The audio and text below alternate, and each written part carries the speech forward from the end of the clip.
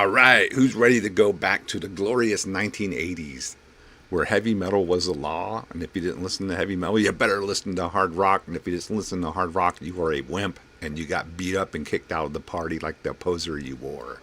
So, anyway, we got Chris coming on here in a couple of seconds, so we're going to jump right into it. But I just want to announce a couple things. Next weekend in Austin, Pius Levis will be with the fucking Mighty Imprecation and Trench Warfare and Putrid Womb at the Lost Well. That's next Saturday night. Get ready for a night of heavy fucking death there. And then next week, Johnny will be back with 6 Picks from Hell. That'll probably be on Wednesday or Tuesday night, depending. And I believe Friday night or Saturday night, I haven't scheduled it yet, I will be doing a black metal witching hour with 90s blasting, mainly black metal bands that nobody talks about anymore, but I fucking love them. Before a lot of goofy shit started happening to black metal, but I thought, look at Necron, that's me in the middle there back in the old Thornspawn days. Skinnier and healthier, but still, I'm still the same. All right, let's bring on Chris. Here we go. Mezzaduus, here you are. What's going on? Mr. Carl, it's good to see you again, Necron, my old friend. I'm doing Everybody well. else here, the big boss here, a.k.a. Necrowolf, very generous to me tonight and gave me a list of 19 songs. Could have been 20, but the surprise video I got that's kind of going to be an offshoot, a little special one. It's a little longer, so I didn't want to soup up too much, so it's up to 19. Yeah, give it 2 at the end. It's a little special thing I wanted to. We're going to rock out pretty good here tonight. Yeah, Necrowolf said, you better let Chris play as many songs that he wants, or he's going to eat all the food in the house and take a big dump in the middle of the living room. I'm like, oh, shit, I don't want that. I don't want that. So there we go. I am saving my appetite for Chinese food back in Philadelphia. Yeah, right almost time. Should have came to Texas. Texas would have been funner than Florida. You know, it was on my radar at one time. It all comes down to finances, man. Single dad world. I only live in a certain world. I would have loved it. Most of you all live there, but, you know, my wallet says otherwise. So maybe when I can retire. There you go. I think about 10 more years of work, then my hardened ass, I'll take my caveman DNA from Philadelphia down to Texas. There you go. I think you'll get along just fine. All right. I can get along anywhere, I think, if somebody gives me the chance. It's good to see everybody. Thanks for being here tonight. I hope you enjoy it. I'm going to turn the show over to you, sir. So I will be producing backstage. So here you go. Take on over, Chris. All right. Let's let it rip, ladies and gentlemen. It's good to see you all again and be here. I always look forward to entertaining you all. Fitz, I haven't been on stage for a long time now, because most of you know my situation. But I love to do this and share music and just that thrill and walk through that energy all over again with all of you. It's, to me, it's just as wonderful as a live show. So I hope you can enjoy my list tonight. I walked around the gambit of quite a few things that I adore and love and cherish, of course, as always. And my biggest take home probably from doing all these is I'm more of the kind of person where I prefer craftsmanship of song and music and structure than I do corporate package. The corporate package with the AI art and all the present really dumbed down, boring, nullified, not so charged and energetically charismatic in our heavy metal world. This is why I always gravitate into my 1980s zone. I can't help it. Can we not help it, ladies and gentlemen? It really helped give us the landscape that we grow our fruits on, does it not? So I want to start tonight. A high influence. And this album for me, first of all, this band, when they do instrumentals, all I can think of is highly aggressive, violent, guttural martial arts movies, Charles Bronson flicks, all the 1980s Arnold Schwarzenegger movies, Cobra, Wanted Dead or Alive, all those great action movies, from the past and stuff. Every time I hear these guys do an instrumental, all I just think of is just, nothing but face breaking, knuckle sandwiches flying across the room, and ninjas with their swords and everything else. It's just a wonderful plethora of 80s action violence. That energy, that charge. Well, when they do instrumentals, this band, that's the same charge I get. And the same charge to entertain you people runs hand in hand. So to dedicate this charge of energy to all of you being here tonight, one of my favorite bands hailing from Canada, one of my heaviest influences. And I dedicate this especially to my Canadian tyrants that are here tonight. Dale Roy, if you are here, my old friend from Canadian Assault Scene, this one definitely especially goes out to you. So let's start this one out.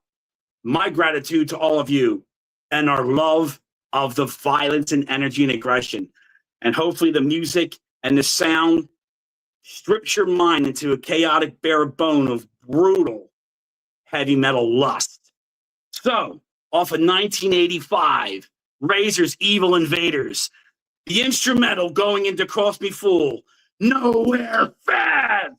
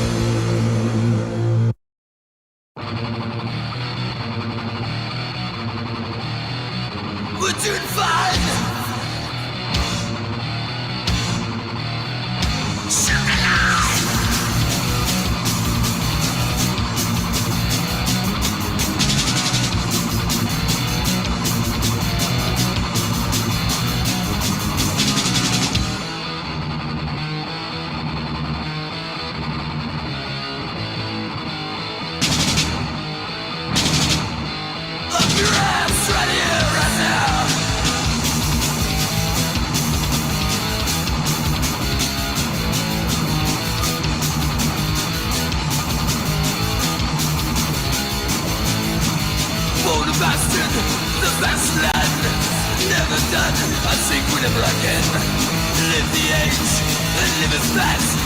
Garage goes right, my teacher out of glass across the pool. I'll leave up the score, what you get. Revenge and a little more, you know I'm bad. I'm done on four, stick near me. I'm right to the goal, fool, you know me. Don't like my style, wait and see, it takes a little while. Play the fool, bring up I go. Beats the tail, it's you, I'll let you know. Cross the pool, I'll leave up the score, what you get. Revenge and a little more, you know I'm bad. That's all I'm for, stick near me. I'm running to the goal.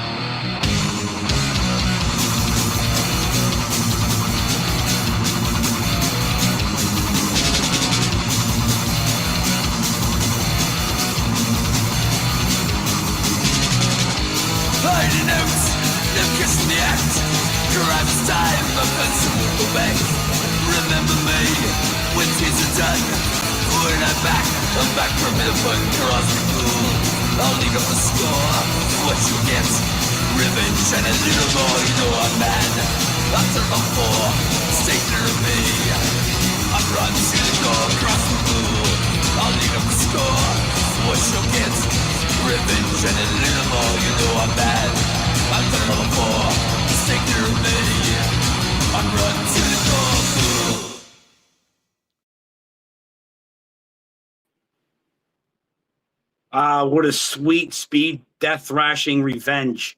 Razor, just bring that out of me. All those Cannon films, man. Can you guys remember like those old B action movies, some Cannon films and stuff, as much as those B horror movies in the 80s? It's almost like there was no limit to what people did in movies and music and art. What a brilliant time. And it was always wonderful. We say this all the time, how the artwork, the band, and the songs, and the sound really amplified a visual picture of violence and the integrity of that craftsmanship that worked in your soul, that driving force to just keep making you hungry for more of that sound and that energy. Our metal music is the most resonating sound that speaks to us, man. It's such a sonic, electric thunder in the soul. I mean, to me, that's always been pure magic, you know. But every time I would hear Razor, I mean, those old school, remember like Revenge of the Ninja, Ninja 3 Domination, all those type of, everybody was ninjas, all that stuff. And you know, all the crazy Arnold Schwarzenegger, you know, action movies, Running Man and etc., you know, Red Heat, all that, man, Terminator. I mean, look at Terminator influenced that album cover. There's no disputing it didn't.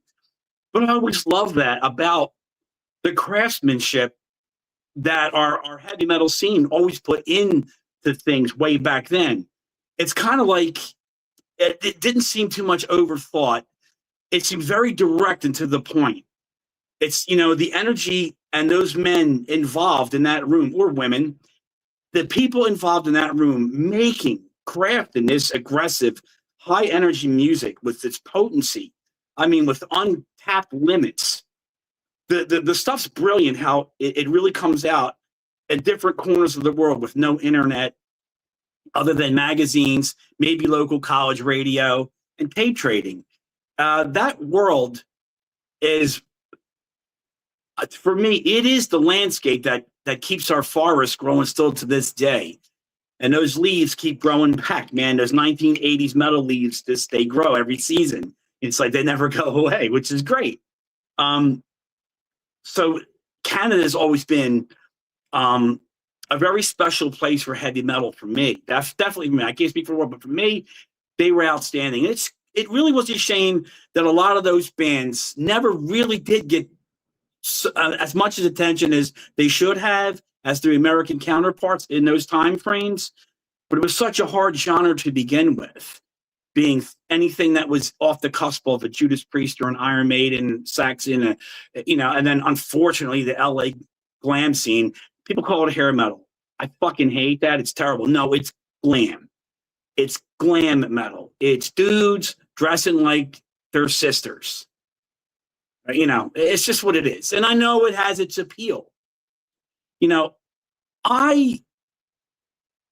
mean, it is what it is. It existed. There were some good when those bands started, but once they got, man, the corporate package gets in and they turn them into, what do they turn them into? They turn them into girls because girls liked it. They wanted this money. I seen the LA, Los Angeles glam scene for me and the friends that I had relations with in the streets of Kensington in the 80s. I mean, that stuff was like, we just didn't want nothing to do with it. It didn't have its place for the kind of energy and expression that we had. It just wasn't. It was more like a fantasy land. It was almost like watching like a Miss America pageant in a sense, but just holding guitars and dudes wearing their sister's underwear. I used to see dudes like that all the time, and it's just, it wasn't our thing.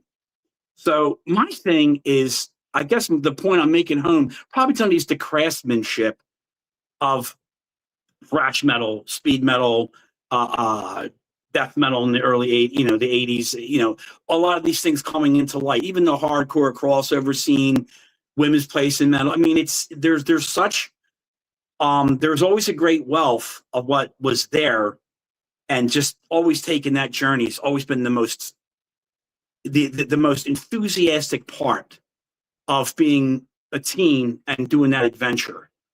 And I say this hundreds of times, and you've heard me, but that's one of the things I like being about a school bus driver. Okay, it's not a technical job or a like a crafts job, like a trade job. But what I look at it is you're, in a sense, how I look at magic and mantra and your soul and how it works and resonates with the universe and how your vessels of energy can transpire and transform into other things.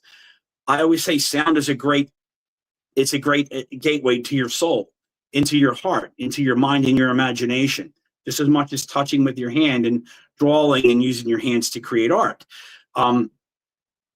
With kids, it's always when you get to give them an adventure in any perspective at all, it has its rewards. So in a way, I look at, using heavy metal as a trade to reward a young person's soul. So I always like to keep myself in that mindset, because that means if I am entertained as a fan constantly on that level, then I can never really lose the person that's me inside. So I love doing all this, and I love to share it all with you.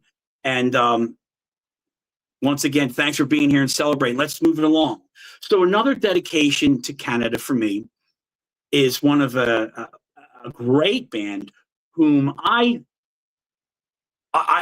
really thought kind of missed the window of opportunity to maybe break bigger. And maybe it was the demographic of things, the social, economical demographic of the 80s, Canada, economically speaking, maybe in promotions. I wasn't up there, so I don't know. I only know what I read or what I was able to get. But I always thought this band had great potential. And I always, by the time they bought their second album out, I was like, man, I hope that they would be on the Metallica level and the attention of what a Megadeth got and all that sort of thing, but in Canada, but they still had this great speed thrash with some supernatural horror still put into it. There was still the element of horror and skilled musicians, and I loved it. This second album, I love it start to finish. So another dedication from Canada to help make a mark on my soul is The Great Sacrifice. And off of their Torment and Fire album, I picked this song because it's one of my favorite supernatural horror movies that scared the shit out of me when I saw it because it was so super intense. The brutal haunting of the entity.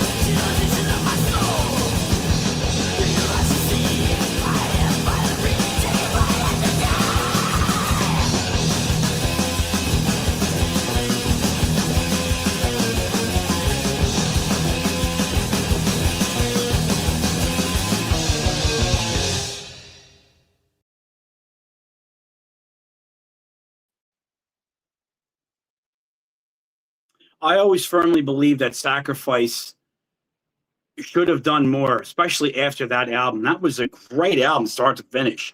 I mean, Light of the End is another great song. It's really chock full a great speed thrash with, like I said, elements, hinges of death metal in it. You know, it was a very well-rounded album for its time period, and I always hoped that they would have continued on that path more. I tried to like Soldier of Fortune. It's kind of like my opinion of Creator's Caliber Certainty. I wanted to like it. It just didn't hit me like everything else did, especially this album for these guys. So anyway, that was Sacrifice with the Entity. Hope you can enjoy that. I'm going to move over now, of course, to Europe. I mean, what spot in the world in the 1980s gave breath to some of the most bestial speed, death, thrash, heavy metal bands of the time period, you know? And one wonderful place was in Belgium. And these guys, you know, I've heard Lars Ulrich say in an interview, I was watching all these old heavy metal interviews last week. I watched everything from Metallica, Nuclear Assault, and Anthrax, you know, up to like Exciter and Possessed and everybody else. Just hearing the mindset of, you know, our underground heroes from the 80s when they were new and starting out fresh and new, the mindset they had, you know, they kind of all said a lot of the same things about how they wanted to move away from the Venom thing and everything else, you know, like the satanic, they think it's stupid, it's this, it's that. And look at us today.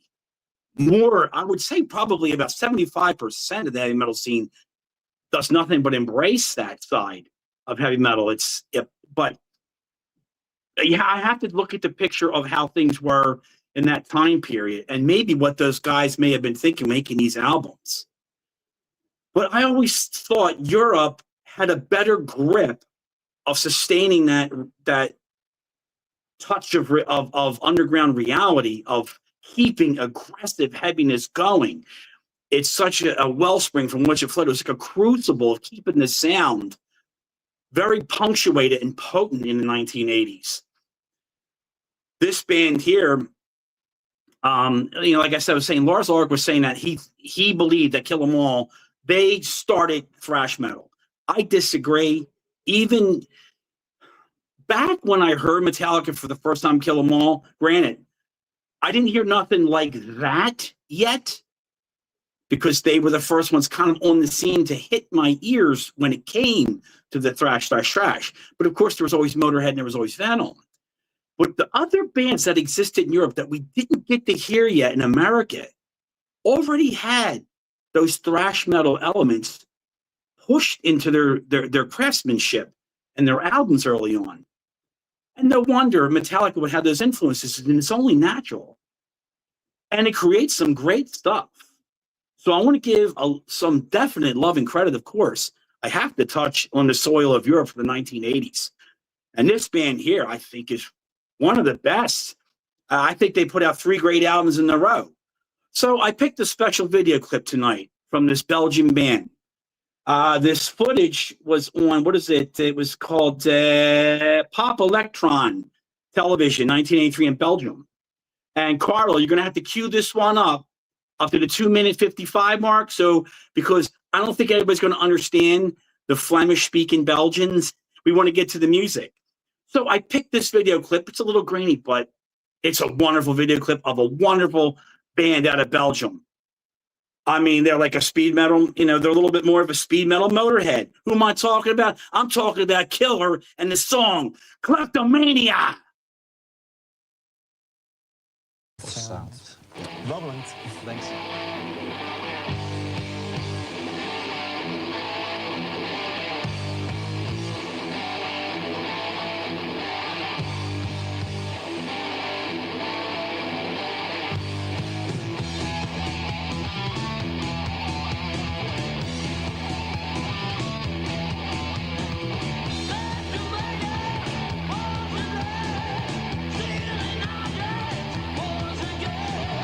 She was clever.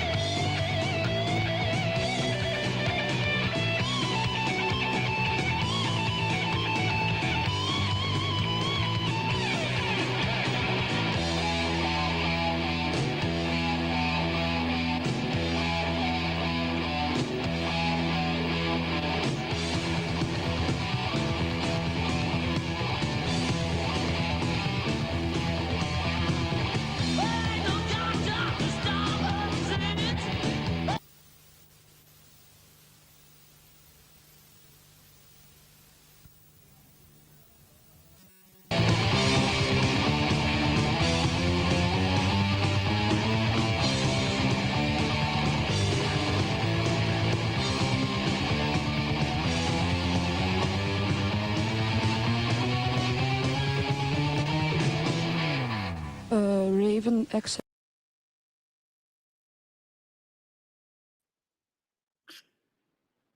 Those guys had a great cornerstone of that Venom, Motorhead sound and style, but more thrashy. We all know Motorhead was rock and roll, and that's it. And Venom were black metal, rock and roll. But Killer, I would say, really, they were. I would consider them one of the first European sort of thrash metal cornerstones for that time period. You know, you're talking early 80s. That's a wonderful album, Wall of Sound, great album. So those bands and how much of a crucible it was to, you know, have that energy live on and go on. It would have been wonderful if I could have been in a wave of being able to go over to Europe at that time period and experience what a lot of those people did. But, you know, maybe like me and my friends thought, probably didn't know what they expect or get into. And you're blown away by the energy of it, you know? And you're just like, after you go away, the next day you're like, I need more of that. Stepping over to one of the cousin countries of Belgium, maybe big brother, big sister country, over in France. Another wonderful band that I definitely didn't hear till way later. And when I first heard them, all I thought was, when I heard it, I was like, this is France's answer to Accept. The first album, really, see, the thing is, their songs mostly are in French, and I can't speak French, man. Okay, I'm a Philadelphia boy, okay? I didn't speak any other language. I knew all the bad words because all the Puerto Rican friends of mine, all the ladies up there told me all the bad stuff to say. That's about as far as I know, okay? So I can't really speak French, but when I heard these guys, their first album, I think it could be interpreted as it's a resistance, I think, or revenge, resistance or something, their first album. But their second album, man, it was so much more speed. There was more thrash and more speed. They totally remind me of a French Accept. And I highly recommend these guys.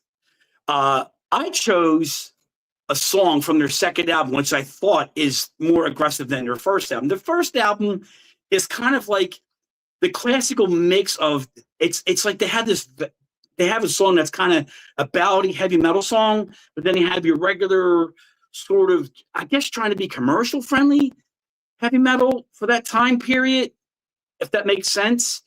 Not glam, but try to be a more, I guess, broader accepted from the time period, I guess, finding their niche. But to me, I was like, hell, man, they're like Accept. If I didn't know who the band was, I could pass them as an Accept album or songs that I didn't hear before. So who am I talking about? We went from Belgium, right? The band Killer, right? I'm going into France, and I'm talking about the band Killers.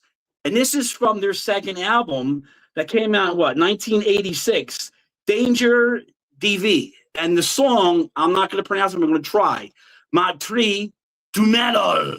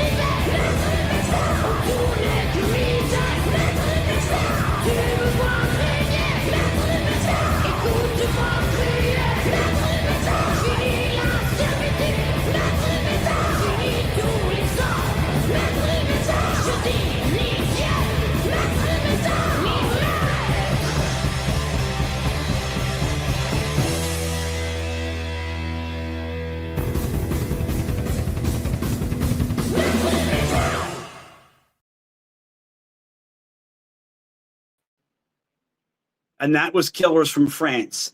When I hear that, all I thought of was Except Fast as a Shark. That's the first song that popped in my mind, okay? So, but his voice, he sounds like Udo. Wonderful band. I recommend them. The first album's good, but this album, the second one, I think is better. There's a lot more speed thrash going on in it. But again, it's 86, that album. Awesome stuff. I don't know. I hope you enjoyed it. Did you hear Accept? Did you hear Udo like I did? I did. I'm going to come back into the States now, to my home state of Pennsylvania. I'm not too much of a doom metal guy. I'm really not. And probably against the most norm, I wasn't so much of a Black Sabbath fan when I was a kid because when I was a kid, they were too slow. And I was a kid that grew up with, Kiss, AC/DC, The Who, Kinks, things that were more get up and go. And when you're a kid running around the streets, you're playing street hockey and all this other shit. You're running around with firecrackers blowing up windows and shit like that. Just, you're being an all-around general city boy fuck up, jumping around. You want the music to complement it. So not until later did I appreciate it a lot more of the doom element sort of thing. So anyway, I think one of my favorite bands came out of Pennsylvania off of New Renaissance Records. And for me, this is the one album that I would say would be like Death Doom or Doom Death from 1987, that from start to finish, the album just has such a wonderful and great atmosphere to it. I love the sound of this album. I think it's probably, for me, it is the best doom death type of heavy metal albums that I adore. And who am I talking about here? We're going to take it down a bit, slow and heavy, to the graveyards out in the Pittsburgh area, hailing Night of the Living Dead and Dawn of the Dead, okay? Who am I talking about? I'm talking about off of Journey into Mystery on Dream Death, the starter of the album, Back from the Dead.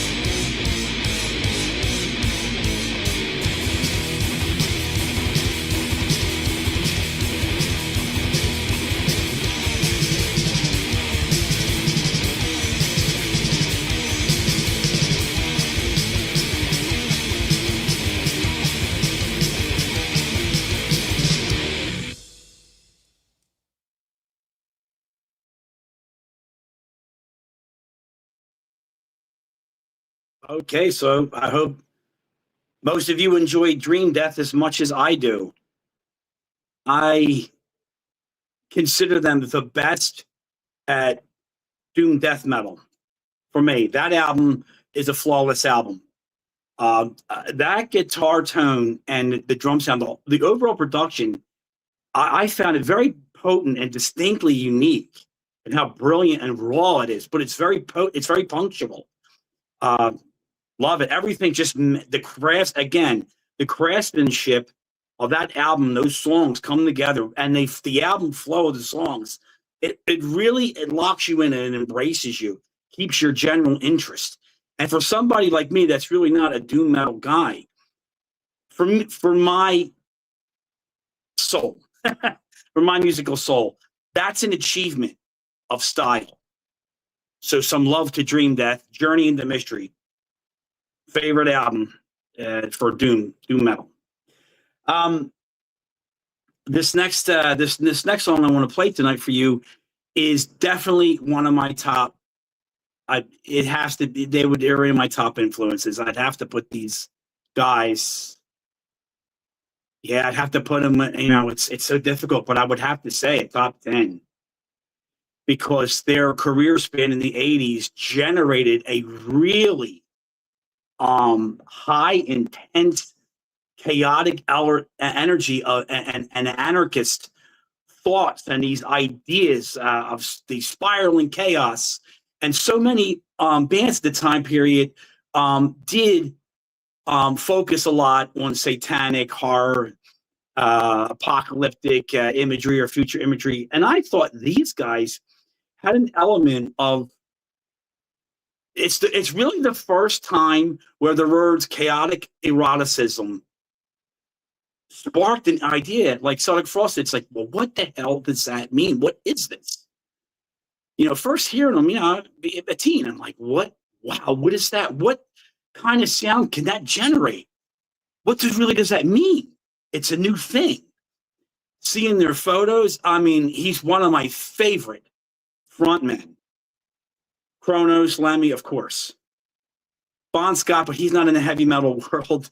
But as far as frontmen, the band, I can't think of a band that has the absolute most well-oiled Event Horizon chaotic heavy metal machine as Nasty Savage was for me. It's like the Event Horizon ship going into that dimension.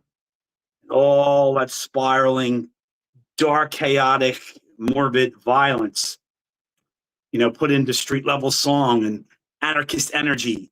The whole thing, Nasty Ronnie smashing TV sets, jumping around, wrestling. I mean, the last time I stage dived was on the Penetration Point tour with DRI. Ronnie was calling everybody up on stage. What he would do, he would tell people to jump. He would grab them and he would body press them over the head and then launch them into the crowd. When he did that to me, I never felt a man that strong throw me. But he did. I was a 17-year-old pound punk, you know. But he did. He launched me. I went over everybody's hands and hit the fucking steps. That's how hard and powerful he was at throwing me. I always considered Dave Austin and Ben Meyer the Dave Murray and Adrian Smith of extreme thrash, speed thrash, heavy metal. Their leads, they're probably some of the most unique leads, switching on and off that I've ever experienced. Still to this day, I can't think of a team that is as great as they are. One of my highest influences I love so much. So I chose from their second album, Indulgence, their promo video for the song Indulgence.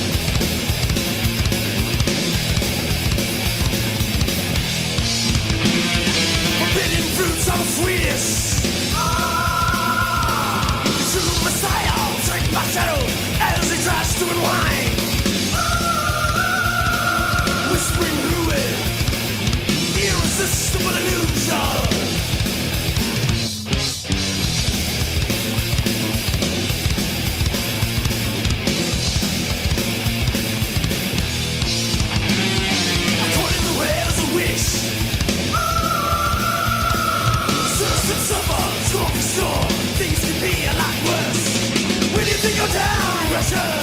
Take it around. Raise a blade, blade. Shelter from your pain.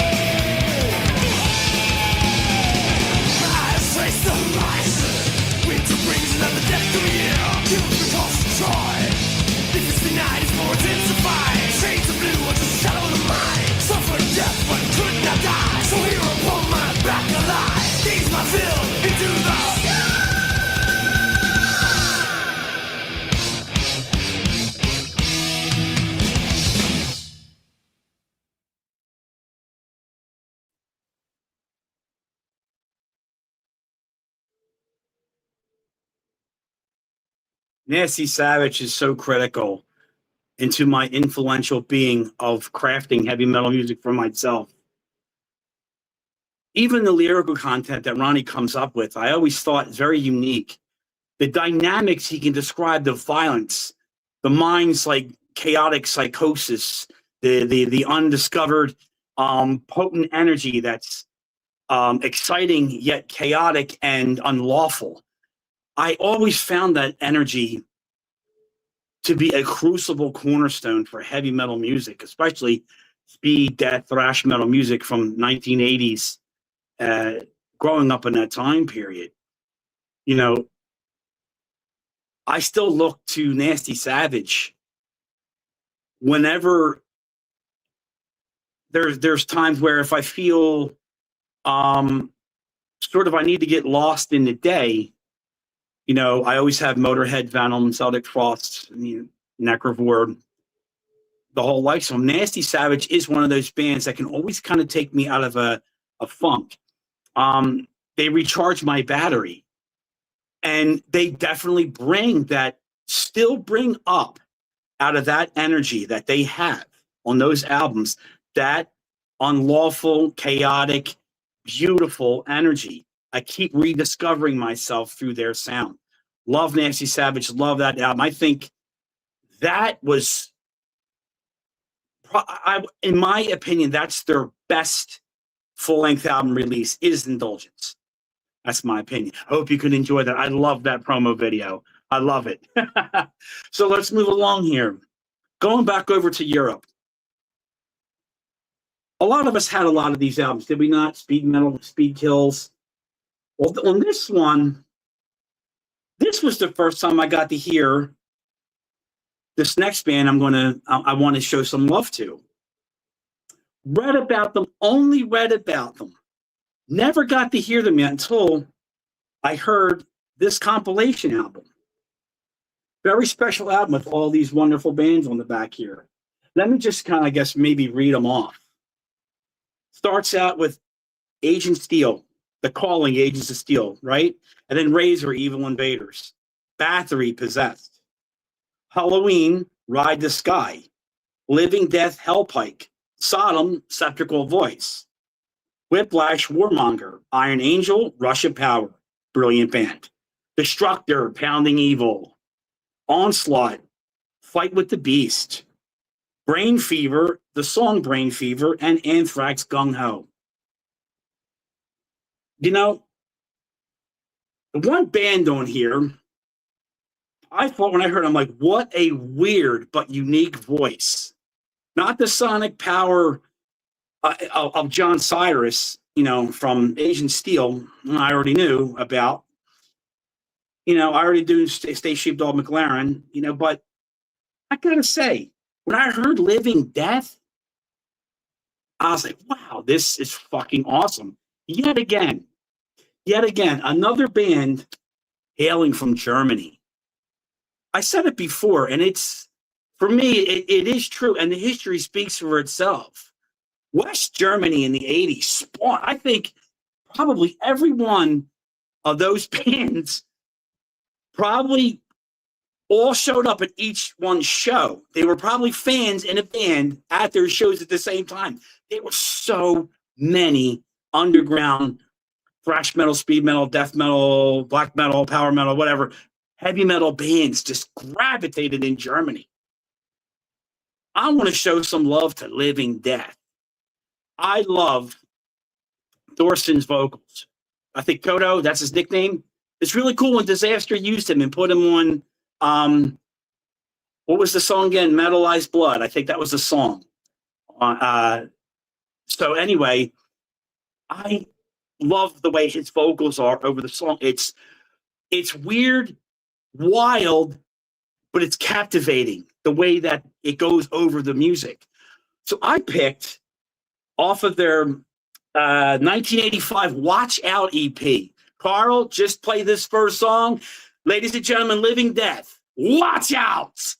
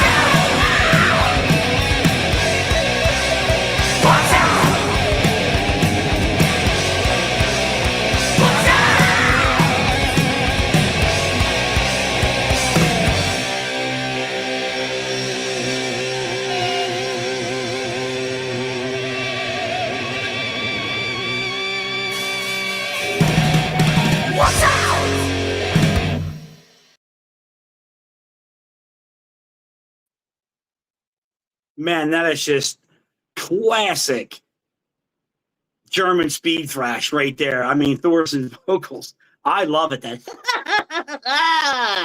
when he does those blasts, I fucking love it. It sounds cool on a school bus too, because kids are kind of, what the hell was that? You know? Great. I recommend that EP. Great songs. 4 songs. Great. I think Heavy Metal Hurricane, all that stuff. It's an awesome EP. Highly recommend it, man. Great band.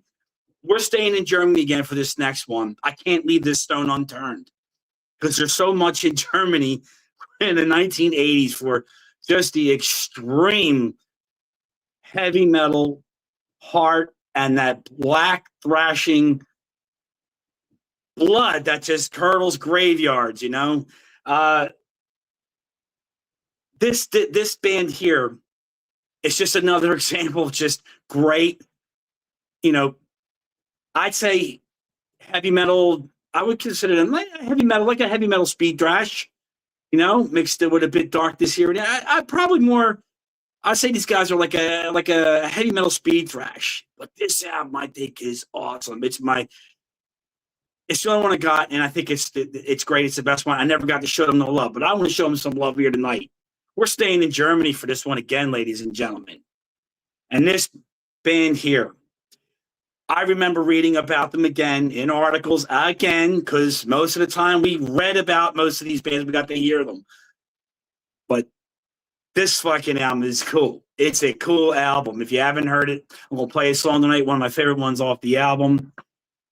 It's just, to me, it's a German speed thrash metal underground classic. So let's enjoy tonight. So if you didn't hear it, you're going to hear it here. And I hope you love it as much as I do. Keep it in that same vein, okay? Who am I talking about? Off of Gravediggers, Heavy Metal Breakdown, 1984 album. This spoke to all of us as teens running the streets. Okay, who am I talking about here? Headbanging Man.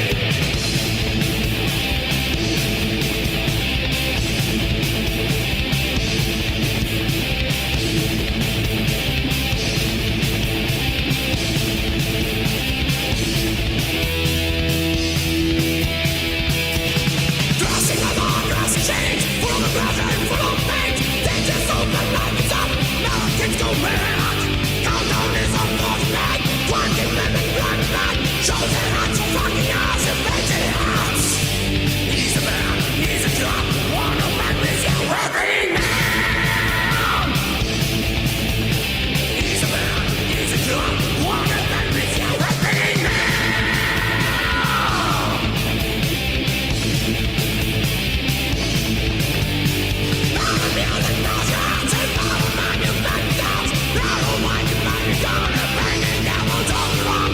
Always all against the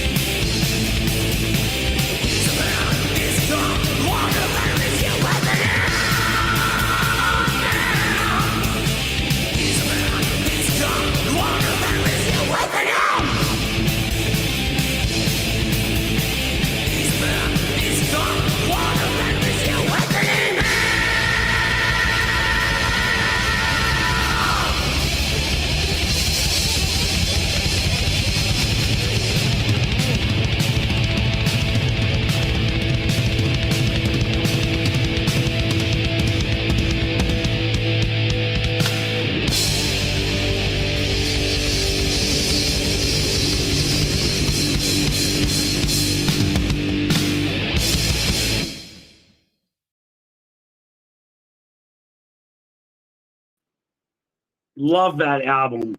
That is really a great heavy metal speed thrash album, I think. Heavy metal, this heavy metal breakdown. Great album, man. Love it. For all of you, dedicated to all of you. Thanks again for being here tonight. I think we're right about maybe in the middle of the show right about now, or close to the middle. So now I want to put some love and attention into the hardcore hardcore scene, and show appreciation for the power and the very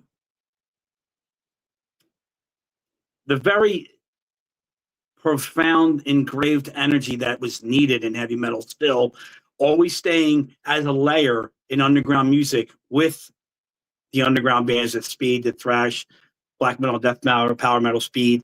Hardcore in the 80s always kept, in my opinion, a great level of consistency.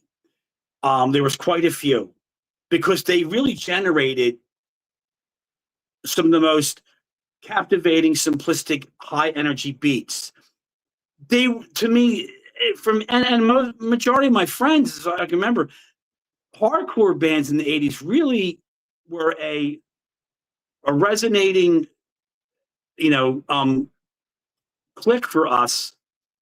It was like an appendage. Like we needed that. We needed that voice that spoke on the street level way of things. I mean, we weren't political people at all, but when you see the world around you and everybody that is, running the machine, I mean, the people working, our parents and uncles, aunts, whoever in the neighborhoods, hardcore music, heavy metal music, I think is completely, it is a definite working class man's music. That's how I always envisioned hardcore music. And it's always been engraved in the sound of underground heavy metal bands, thrash metal, the whole spectrum of that from 1980 sound. I think one of the best bands out of that was Exploited. And I want to show them some more love tonight, because I think they were one of the most important hardcore bands to keep that 1980s underground engine running on a street level. So off of their 1987 album, Death Before Dishonor, I think this song is awesome, very catchy, powerful, energetic song. This is Drug Squad Man.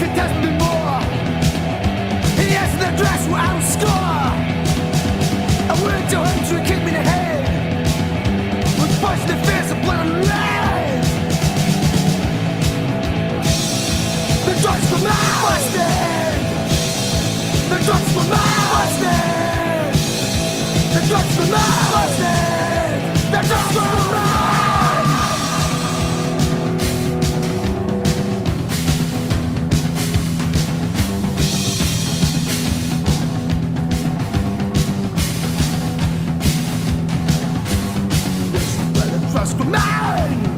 Busted, buy the drugs for mine. Busted, buy the drugs for mine. Busted, buy the drugs for mine.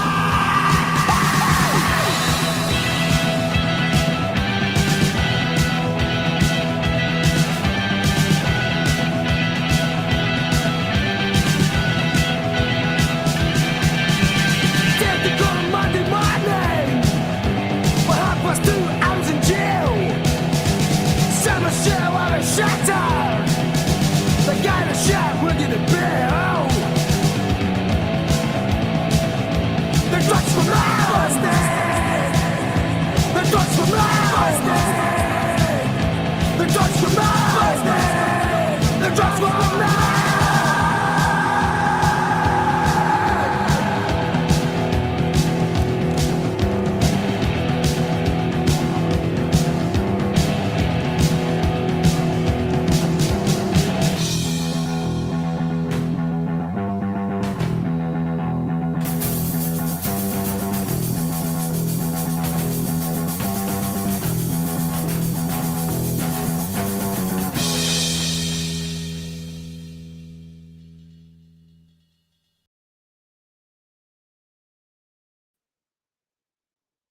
I have such an appreciation for 1980s hardcore bands. My father was, he worked security, this company called Holmes back then, and he used to be the guy at nighttime. He used to have third shift a lot, night work. You know, he'd sleep all day, but he'd be up all night. My dad was one of the guys that would answer the call if an alarm went off in one of the warehouses in Philly. And if anybody knows, a lot of the buildings in Philadelphia used to have a lot of water towers on top of their factories, be pretty high up, and not really a high railing, maybe knee level. But my father was the guy that used to go up there to reset those alarms and put them up. And during all seasons, he got to see some wicked stuff. He told me some things that he saw. Now he wasn't like a cop, but he was first on call to answer an alarm. So he had to wear a piece all the time.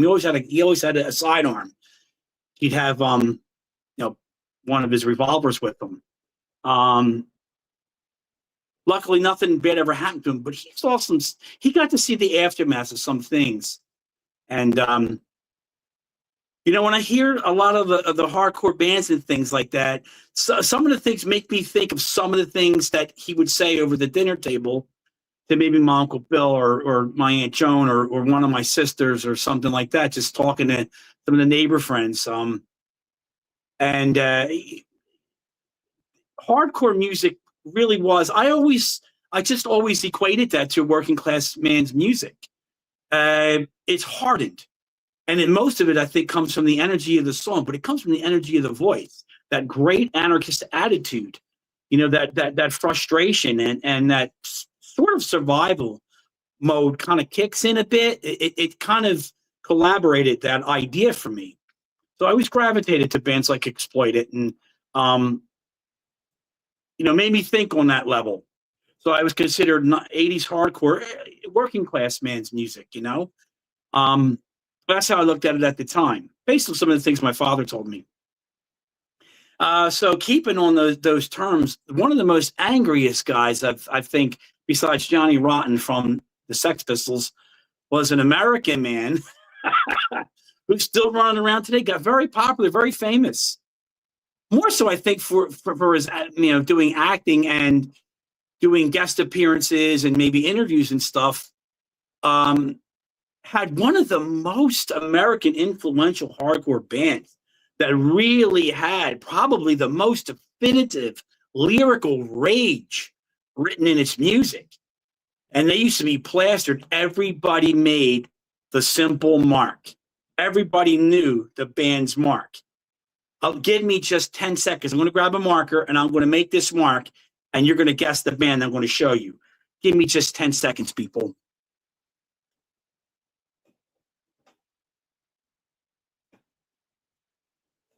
Now, when I make this mark, tell me if you all can know the band.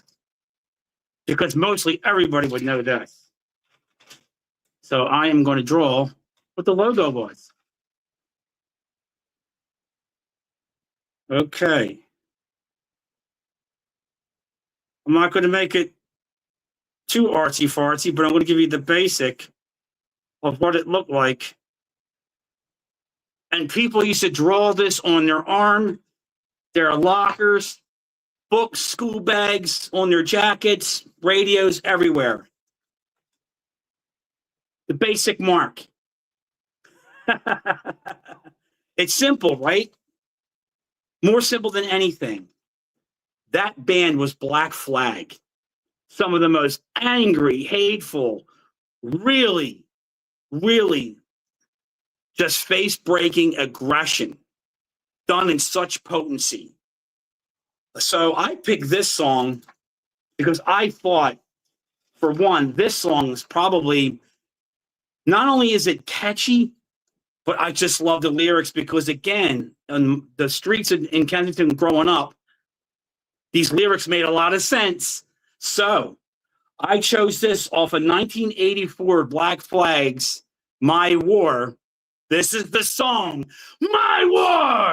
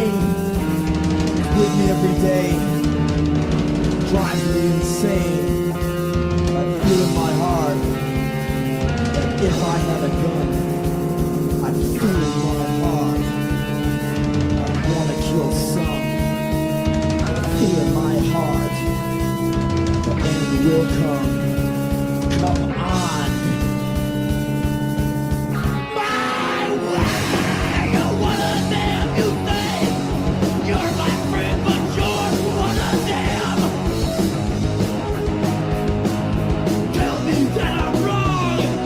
Try to save me.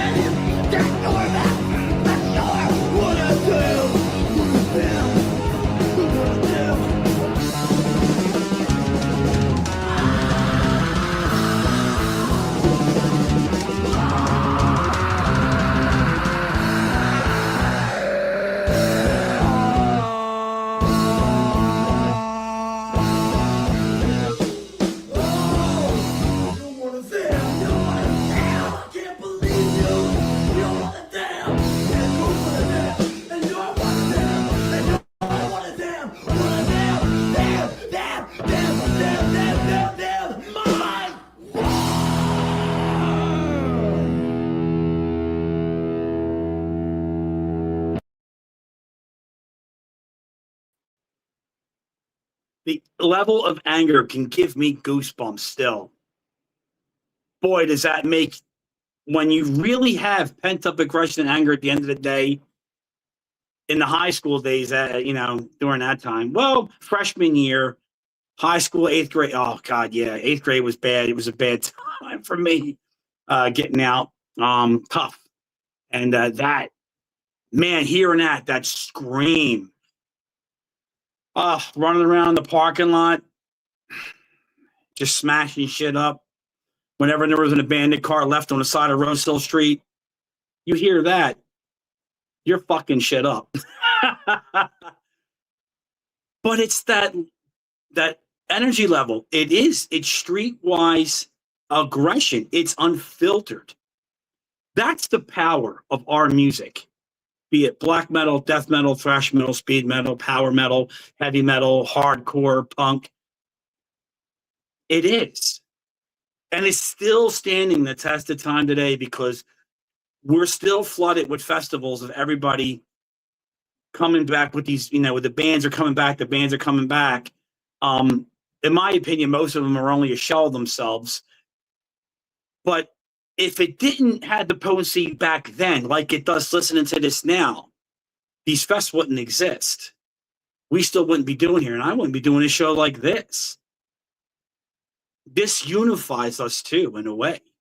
That's the power of it. When you can take that aggression and that violence at such an unfiltered street level and maintain it and match on the other side. We have it. So a salute to Black Flag, Henry Rollins, Exploited, the hardcore scene of the 80s. That was for all then. And all of you that enjoy that street level, unfiltered violence. We're going to get back into the heavy metal realm now. And I want to take it to a band that, well, I would say these guys are very, their albums, I think, are executed brilliantly in production. At least at least overall, at least the first and second album, I think, are flawless in its sound. A lot like Metal Church.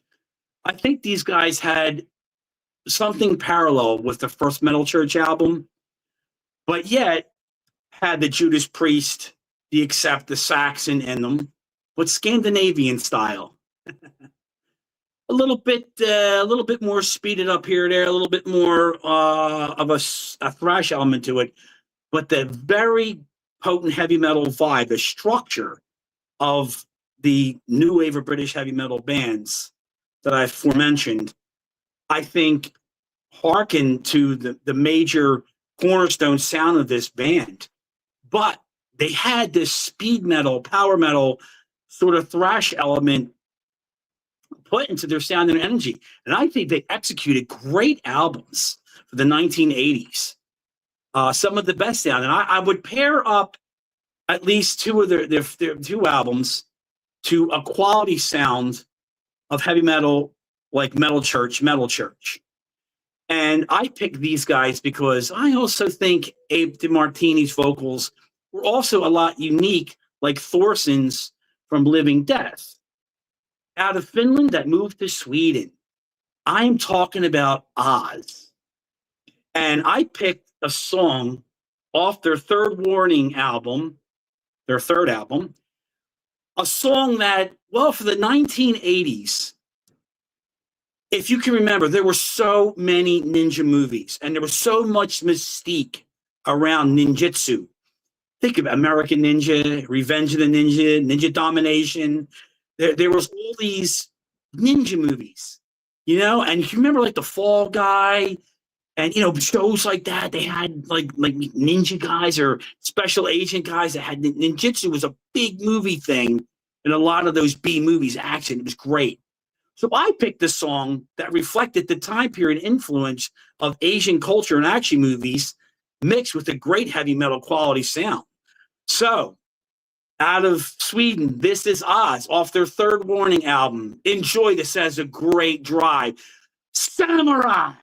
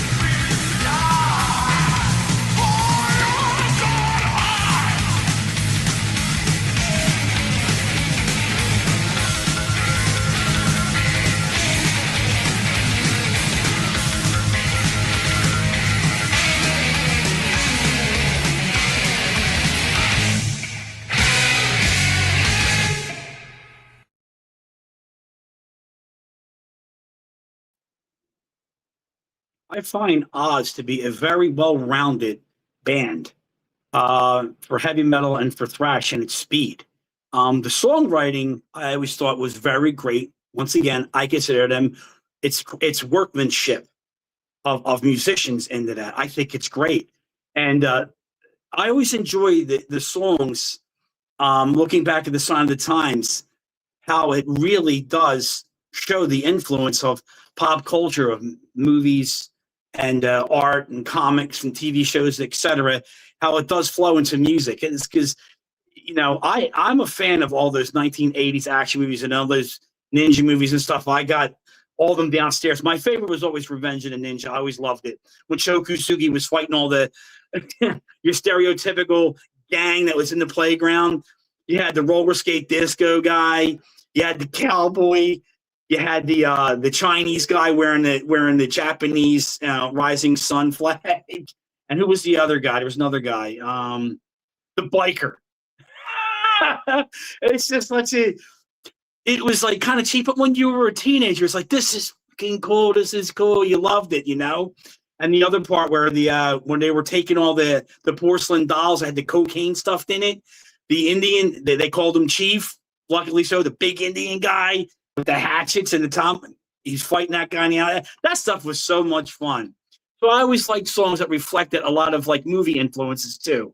And just so happens that I think Oz is a very talented band when it comes to being a very well-rounded, heavy metal band that has elements of speed, thrash, heavy metal into it. A great sound and look, very well-rounded band. So that's some love to Oz. So I'm coming back into the United States now. I want to give some attention to a very obscure band whom I actually had this on cassette a long time ago and long gone. It's one of those many things, one of those many cassettes I had. It just got used. It went. I never found it again. Never got it.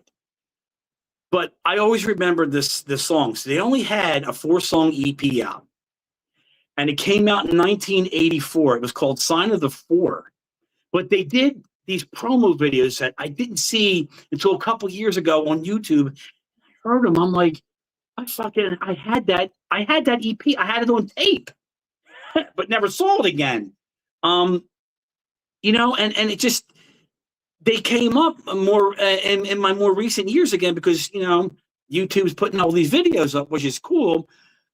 And, I'm like, man, they were such a great heavy metal band, but they never really congealed into nothing solid.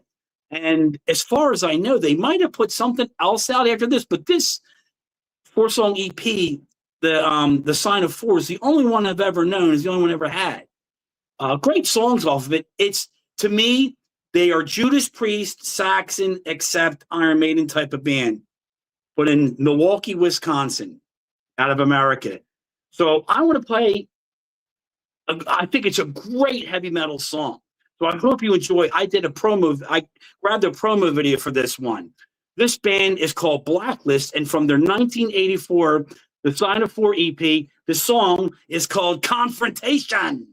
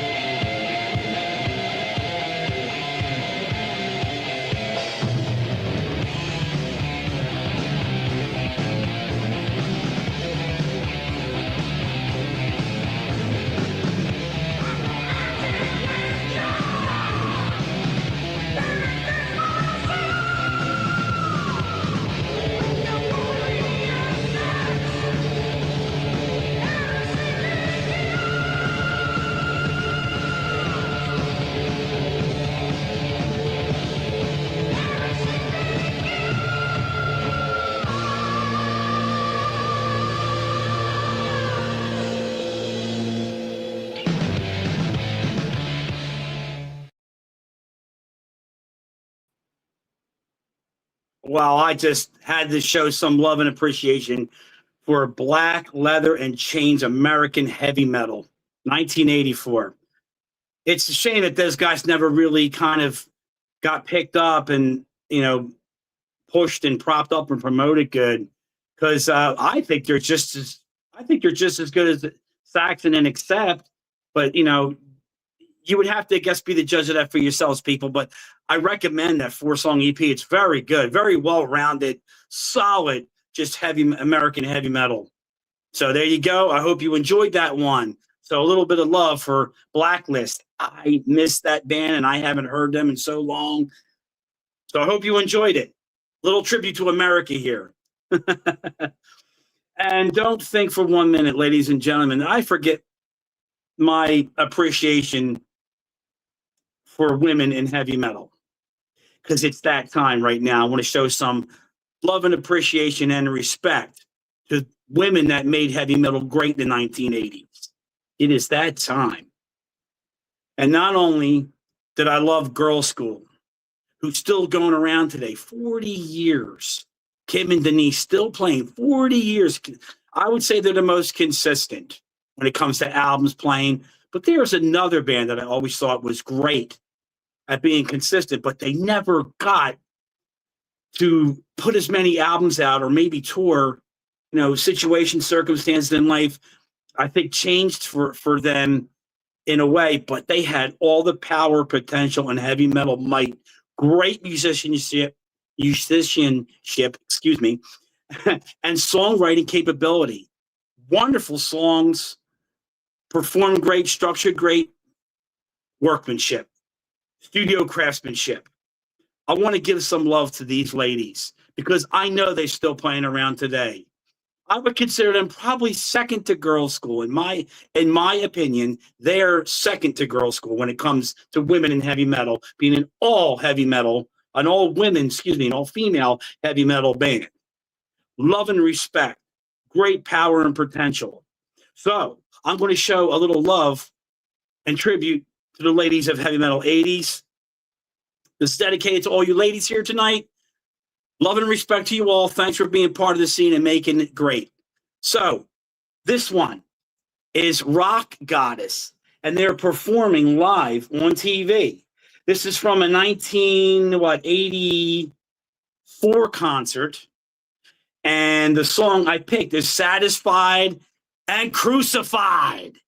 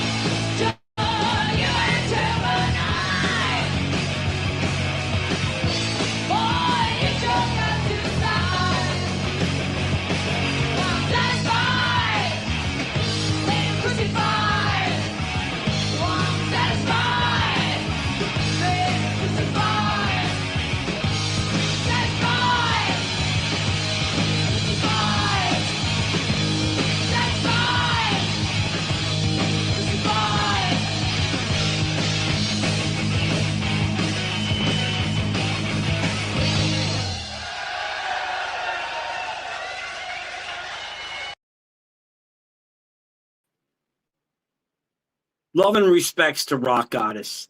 They were a really great band. They really were. Their albums, their first two albums, they're self-titled and Hell Hath No Fury. They're great. They're really great songs. If you've heard their album start to finish, all their tunes they're good bangers. They even have some that are a little bit, a bit more here and a bit more there, but they're good nonetheless. I think that they flew under a lot of radars, but they're a great band. They're great. The sisters, Jody and Julie Turner, awesome, and Dio O'Malley was playing bass in that one. I want to show some appreciation to Rock Goddess because I don't think they get enough love and appreciation. But one artist that I'm going to play next out of the ladies of heavy metal extreme music in the 1980s, besides Wendy O. Williams, was complete, unfiltered, uncorrupted, unapologetic maniac. I mean, just like a homicidal maniac with her instrument. A woman that is like a wild woman with a steak knife, charged on this chaotic, otherworldly, anarchistic energy. And she's not a great lyricist, but she's got nothing. She's got bigger balls than King Kong. And I love the fact that she's so out of her mind fucking nuts. It just adds to the luster of the song so much more. I love her. She's so damn nuts, I love it. Because it just adds to the levity of the music. The extreme attitude. It's such an unfiltered anger and damning, hatred of anybody that gets in her way. I love that. I love that about people like that. There's something really, to me, there's a glamour with that. That kind of uncontrolled chaos. But when you put it into an art form, it becomes something very special over time. I think she's one of the best. How can I say her? She's one of the most unique ladies in heavy metal, I think, still to this day, who's just out of her mind, still today, like she was back then. I mean, calling Kerry King a Slayer, the G word, and how they Slayer sucks and all this other stuff. When I was reading that stuff, I was just like, who is this chick? She's out of her fucking head. Who the hell is this? What a nut. And then I saw the cover. I was like, damn, okay. I was like, she looks like a wrestler, like Luna Vachon. She kind of reminded me of Luna Vachon. But the talent is the guitar playing talent. That's her thing. It's all pent up in the instrument. Her universe and world is crafted in no strings, not only in the guitar, but in her violin. A real live anarchistic maniac with music. And I think right now, somebody that amplifies the energy, maybe not the attitude and the way you go about it, but the energy playing level, Zeke, I always said this to you, my friend, if you're here, you are the next one in line for this kind of mayhemic, chaotic craftsmanship playing style because you're brilliant at it. And who am I talking about? I'm going to play from 1987's Worship Me or Die. This is Great Cat, Metal Messiah.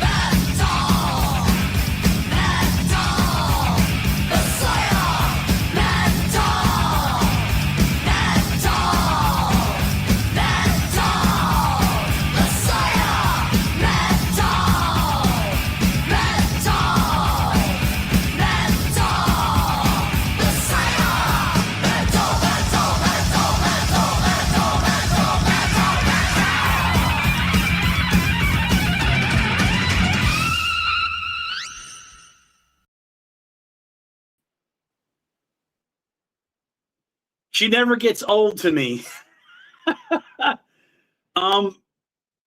Yeah, Kat was a one and only character, a lot like Wendy O. Williams. I mean, you had two really over the top, chaotic performers. One was very theatrical with the chaos and mayhem and unfiltered rage, and the other one was a structured craftsman of this mechanical, maniacal rage and anger. You know, there are two columns on the same dais going up to the stairs of that heavy metal, you know, plethora of extreme mayhem and energy.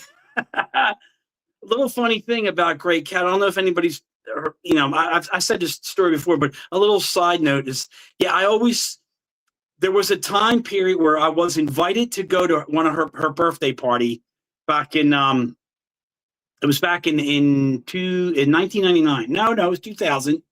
I was invited to go to a birthday party. Somebody I knew back up in Philly knew her sister, who was her publicist in New York. And Kat was promoting her new videos. I think it was Wagner's War and other stuff like that. Well, yeah, it might have been 2001 because it was right after 9/11. And she did Wagner's War and all that. She did I think a 4-song promo.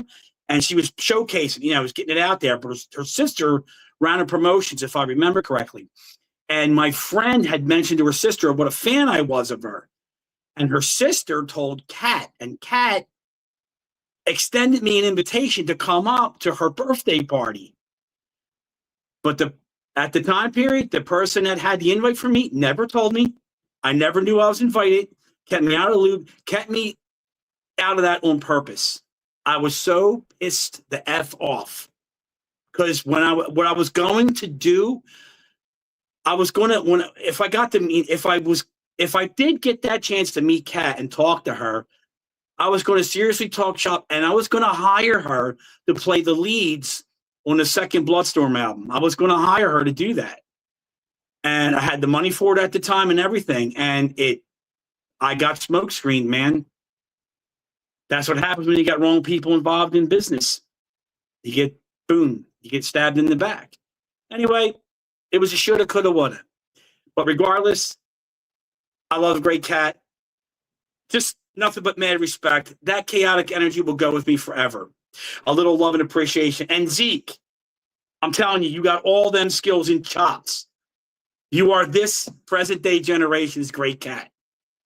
So keep up the great work. And I love when you do your videos, when you were doing Voivod. That stuff is great. Keep up the great work, Zeke. All the best to you in whatever you do. Love and respect to you, ladies. Okay, so now I want to move on to the next artist here. We're winding down. Let me grab this a second here. I showed you Speed Metal Kills Volume 2. Well, do we remember this one? The very first one, Volume 1? This is the one where I heard the most bands for the first time on here, namely Bulldozer, which was what I'm showcasing tonight. Bulldozer's Day Around. But this is when I first got to hear Bulldozer. You know, this was one of probably the best circulated heavy metal compilation albums that my friends and I had at the time period. I think most of you have this, but for some of you that don't, when this came out, this is what, 85. And, excuse me. So when this came out, this is the songs that were on it. Side 1, you start out with Hallows Eve Metal Merchant, right? Exodus, A Lesson in Violence. Destruction, Bestial Invasion. Bulldozer, Insurrection of the Living Damned. And that's the first time I heard Bulldozer, and it blew me away. I had to have it ever since. Metallica's Fight Fire with Fire. Okay, I know that. Slayer, Evil Has No Boundaries. Yeah, okay, we know that. And then you get to side 2, you got Possessed Pentagram. Awesome. And then you get Exciter, Riders from Darkness. Venom's new version of them doing black metal, which is a lot more speeded up. It's like 3 times faster. That version of Venom doing black metal. Then Voivod, War and Pain. Megadeth's Rattlehead. And then the closer was Celtic Frost, Into the Crypt of Rage. This is probably, in my opinion, the best underground thrash death metal compilation that ever existed in my life. This is the best one. One of my favorite, most cherished bands come from Canada. I have a lot of bands. I love that they're from Canada. There's so much more, a little bit push and might that comes out of Canada. So much more aggression, and I think it's due to the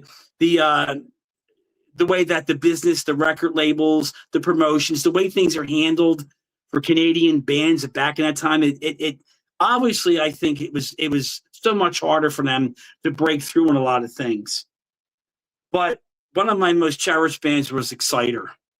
John Reese is one of my most, besides Dave Carlo, John Reese, Tony Patera Whiplash, they're like my favorite guitar players. Eddie, Fast Eddie Clark. These guys had something so special about their guitar playing and their leads. They just knew how to craft these magical leads that were they were captivating. I mean, they grabbed your attention when you heard them rip on these albums. This song on here, I'm going to show some appreciation off of this Speed Metal Kills compilation from one of my most favorite bands ever. This was recorded during their Long Live the Loud album. I love this song. I wish it would have made it onto their album, but here it is. It's the only thing I've seen it on so far. So I want to show this song some love for one of my most beloved bands around the world ever, from Canada, the three-piece powerhouse of Exciter. The song that was on this album that's awesome, I'm saying, Riders from Darkness.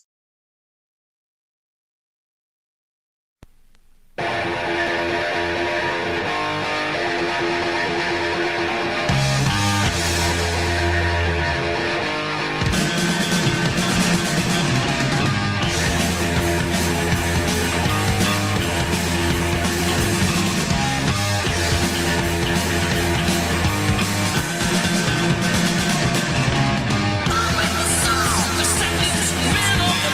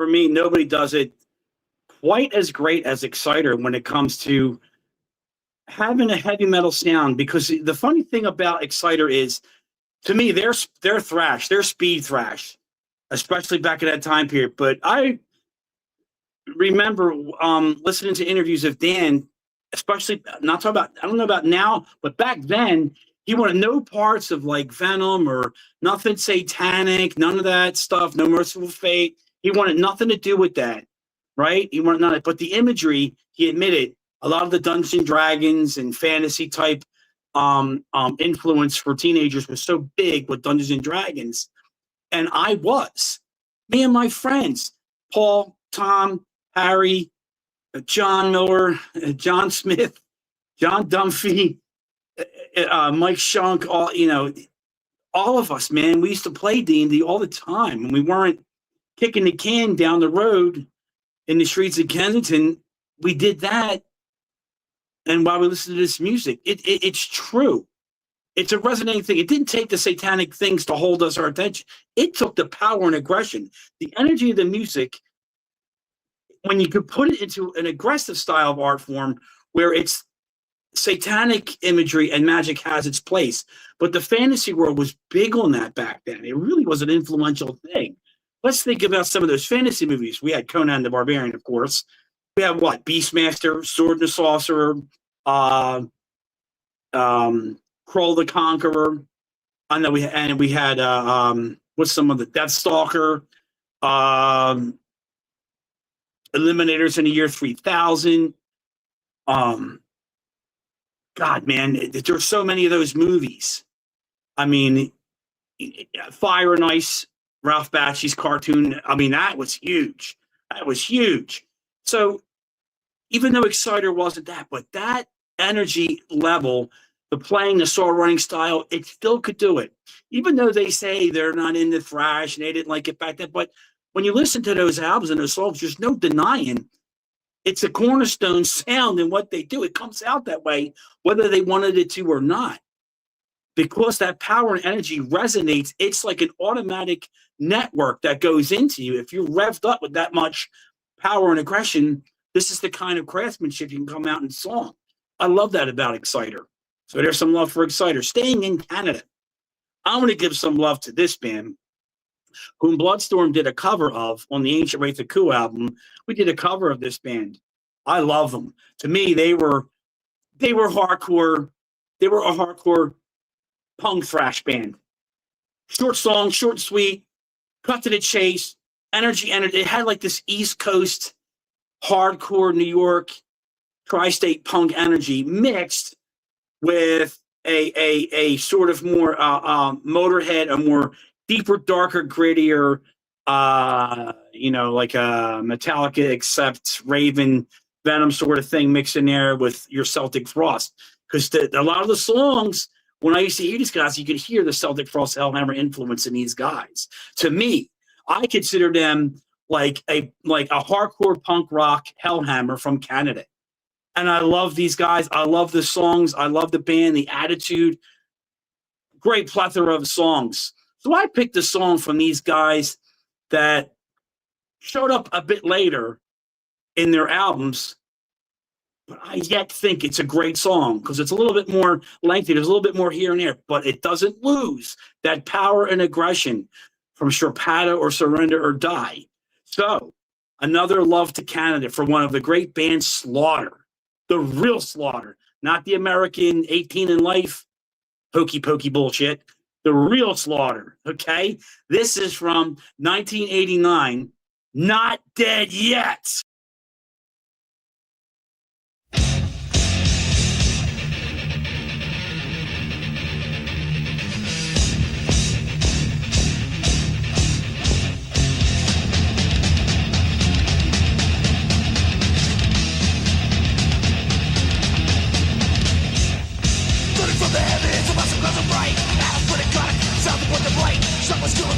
Flattened by the flood, chemicals destruction, air war, and described. I am the last survivor.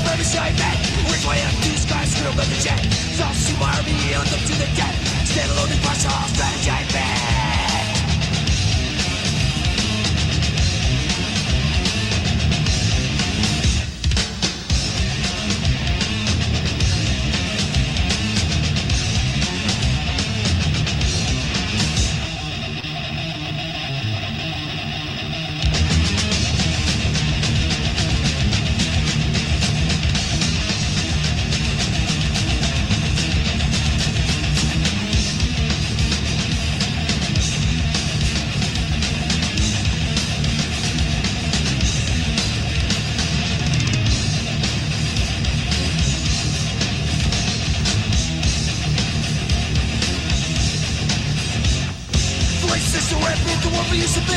Dead, dying all around, bound for shit. War in the earth, death is in my sight. Sun has disappeared and went down to the light.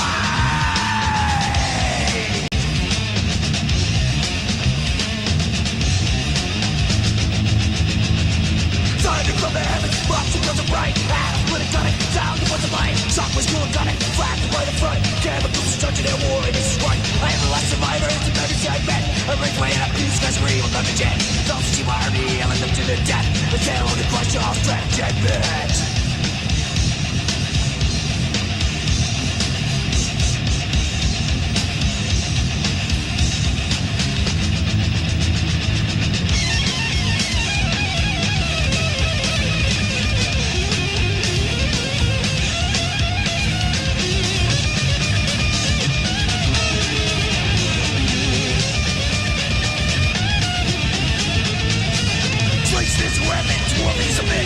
Dying all around, wow, these are shit. War in the earth, death is in my sight. Sun has disappeared in 1,000 points of light.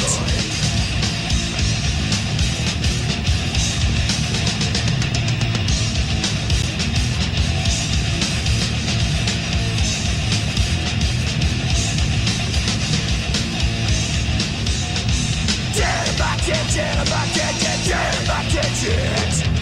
Dead, I'm not dead, dead, I'm not dead, dead, dead, I'm not dead, dead. Dead, I'm not dead, dead, I'm not dead, dead, dead, I'm not dead, dead. Dead, I'm not dead, dead, I'm not dead, dead, dead, I'm not dead, dead. Dead, I'm not dead, dead.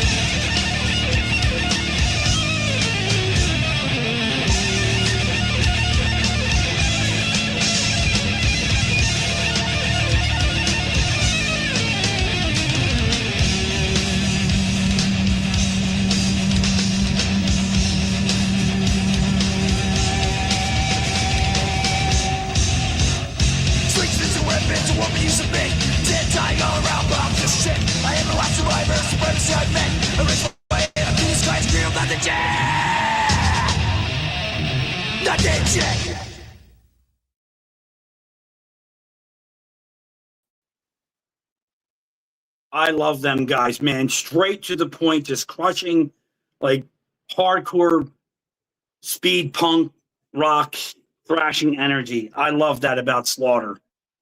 So there's some love and appreciation to them. I love Dave's voice, and I love that, man. It's awesome stuff. Very easy to get into that aggression and violence. Love it. So, staying in Canada one more time. This is turned into kind of a little dedication to Canada tonight, hasn't it? As many trips as I've taken in there with these bands. But this is a one band that's always been special to my heart, hold dear. Lyrically, musically, beyond the stars, beyond what the universe can comprehend from my experience and my growing up in that field. They take me to other worlds, take me to other sounds, influence and inspire me on levels that only Celtic Frost used to do until these guys came along as well.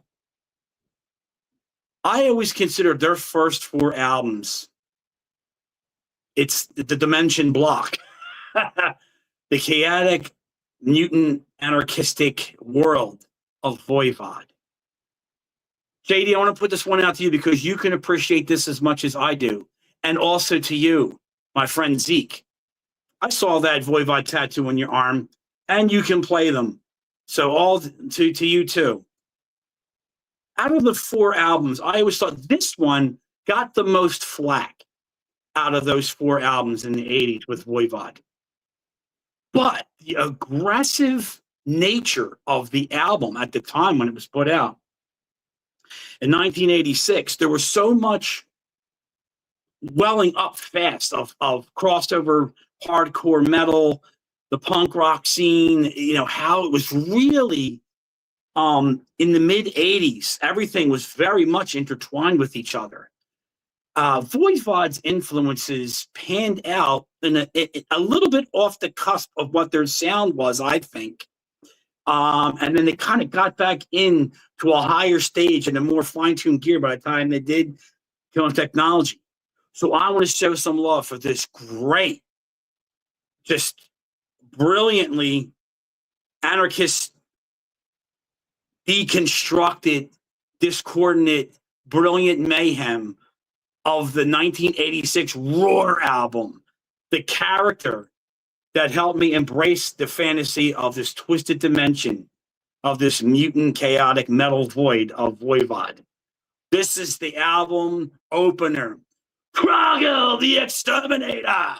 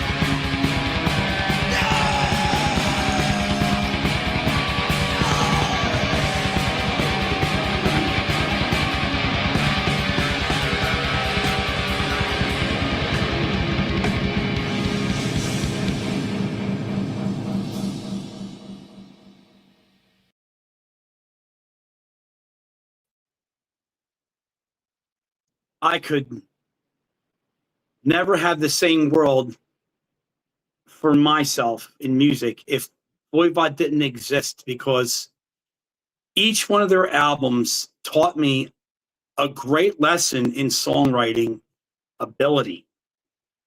There's been no other player on this planet Earth that was inventive like Dennis Piggy. There's just nobody that did what he did. The only other person I could think of that was like that would be John DePlace from Necrover. I'm talking about the time period now in the 80s. And even still to this day, they're making albums, and I still love a lot of their new material. I really do like it. There's this magical, maniacal energy that comes from the universe when it comes to sound like that. And you get special people, I think, that are prodigies with if they're a writer, if they're an artist, if they're a musician, or they're a theatrical actor, or whatever it is. I believe that all the members of Voivod, like Venom and Motorhead, just came right at the right time together and created one of the most unique, never copied again sounds. Influenced, absolutely. There's a lot of bands. I'm one of them. I'm not a skilled player like that. But Voivod, those first 4 albums especially, I can't emphasize enough on how dynamically important and invigorating it is to want to craft songs. When you listen to those albums, it inspires a person to write. And to me, that's an innovator. If a band can inspire you to write, I think that's innovation in a way, without creating its own instrument. Inspiration can lead to innovation, I think. It's craftsmanship, beats the corporate package, your cryptas and all that other garbage, you know? There's a passion with a band like Voivod, Exciter, Celtic Frost, Slaughter, Dream Death, like all the bands are playing tonight. There's a passion about it. It should never be forgotten. But I think and not try to steal from it, but just, I think it's a wonderful grimoire to learn from and reinvent yourself in the sound and that energy without anybody trying to be political or corrupting anything. Just leave it as it is and let it flow into you the way that it comes, and let the magic happen on its own. Voivod do that for me. I want to thank you all for being here tonight with me for this episode 2.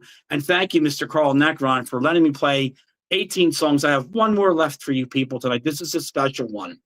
And I hope this goes through and we don't get in trouble. This is something a little special. I've been talking a lot about, 80s movies, and especially like ninjas. I've been on this ninja kick because I love martial arts movies. I love all those old school, crazy, over the top, exaggerated action and horror movies. I love it. It's the sign of the times.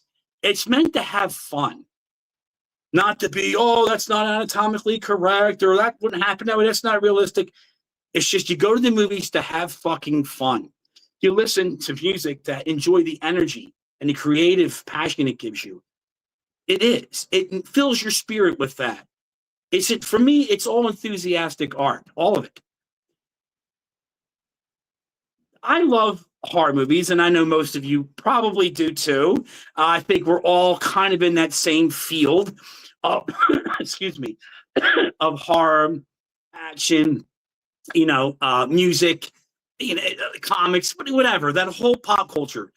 One thing that was always wonderful were the B movies of the 1980s. After Halloween comes out and Friday the 13th, we're flooded in the market with all these slasher B movies. And quite a few ones that they weren't done so great, but still there was a fun atmosphere to the it was like enough to suspend you and make you hold, your girlfriend held your hand or whatever. It was suspenseful and fun at the same time. It was wrapped up into that fun, kind of explicit energy. Well, every once in a while, a band will pop up in these old horror movies, and sometimes the songs will stick with you. Man, I'm picking a song here that not only had created a B movie horror icon like Leanna Quigley, who's mostly known for Return of the Living Dead, as trash, but she was in a lot of the other slasher movies. Well, there was one that came out, and I believe this came out in 1981. And the movie was Graduation Day. If any of you can remember that movie, Graduation Day, Leanna Quigley was in that one. And it had a lot of the slasher beginning stages of that B horror, movie atmosphere to it, because it was all an undiscovered kind of territory. So it was all new. Not the greatest makeup, but it was still, there were fun horror movies. Well, in that movie, there was a band called Felony. And if anybody can remember the song, The Fanatic, it was probably their only popular song that was put on the radio. It was called I Am the Fanatic. It was poppy. Well, they got put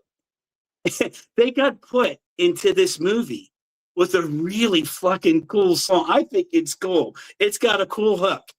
And if it does to you what it does to me, you're going to hear this song in your head tomorrow morning, probably, because I still hear it in my head now. It's a very catchy tune.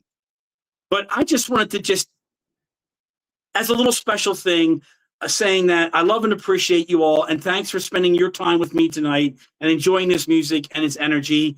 I wanted to, see if we could slide in a little pop culture clip from the movie Graduation Day. This was a scene where the band Felony are playing while the killer is going to go hunt Leanna Quigley and her date. So, Carl, if you can, let the video rip. This is called Gangster Rock from Felony. Son of a bitch.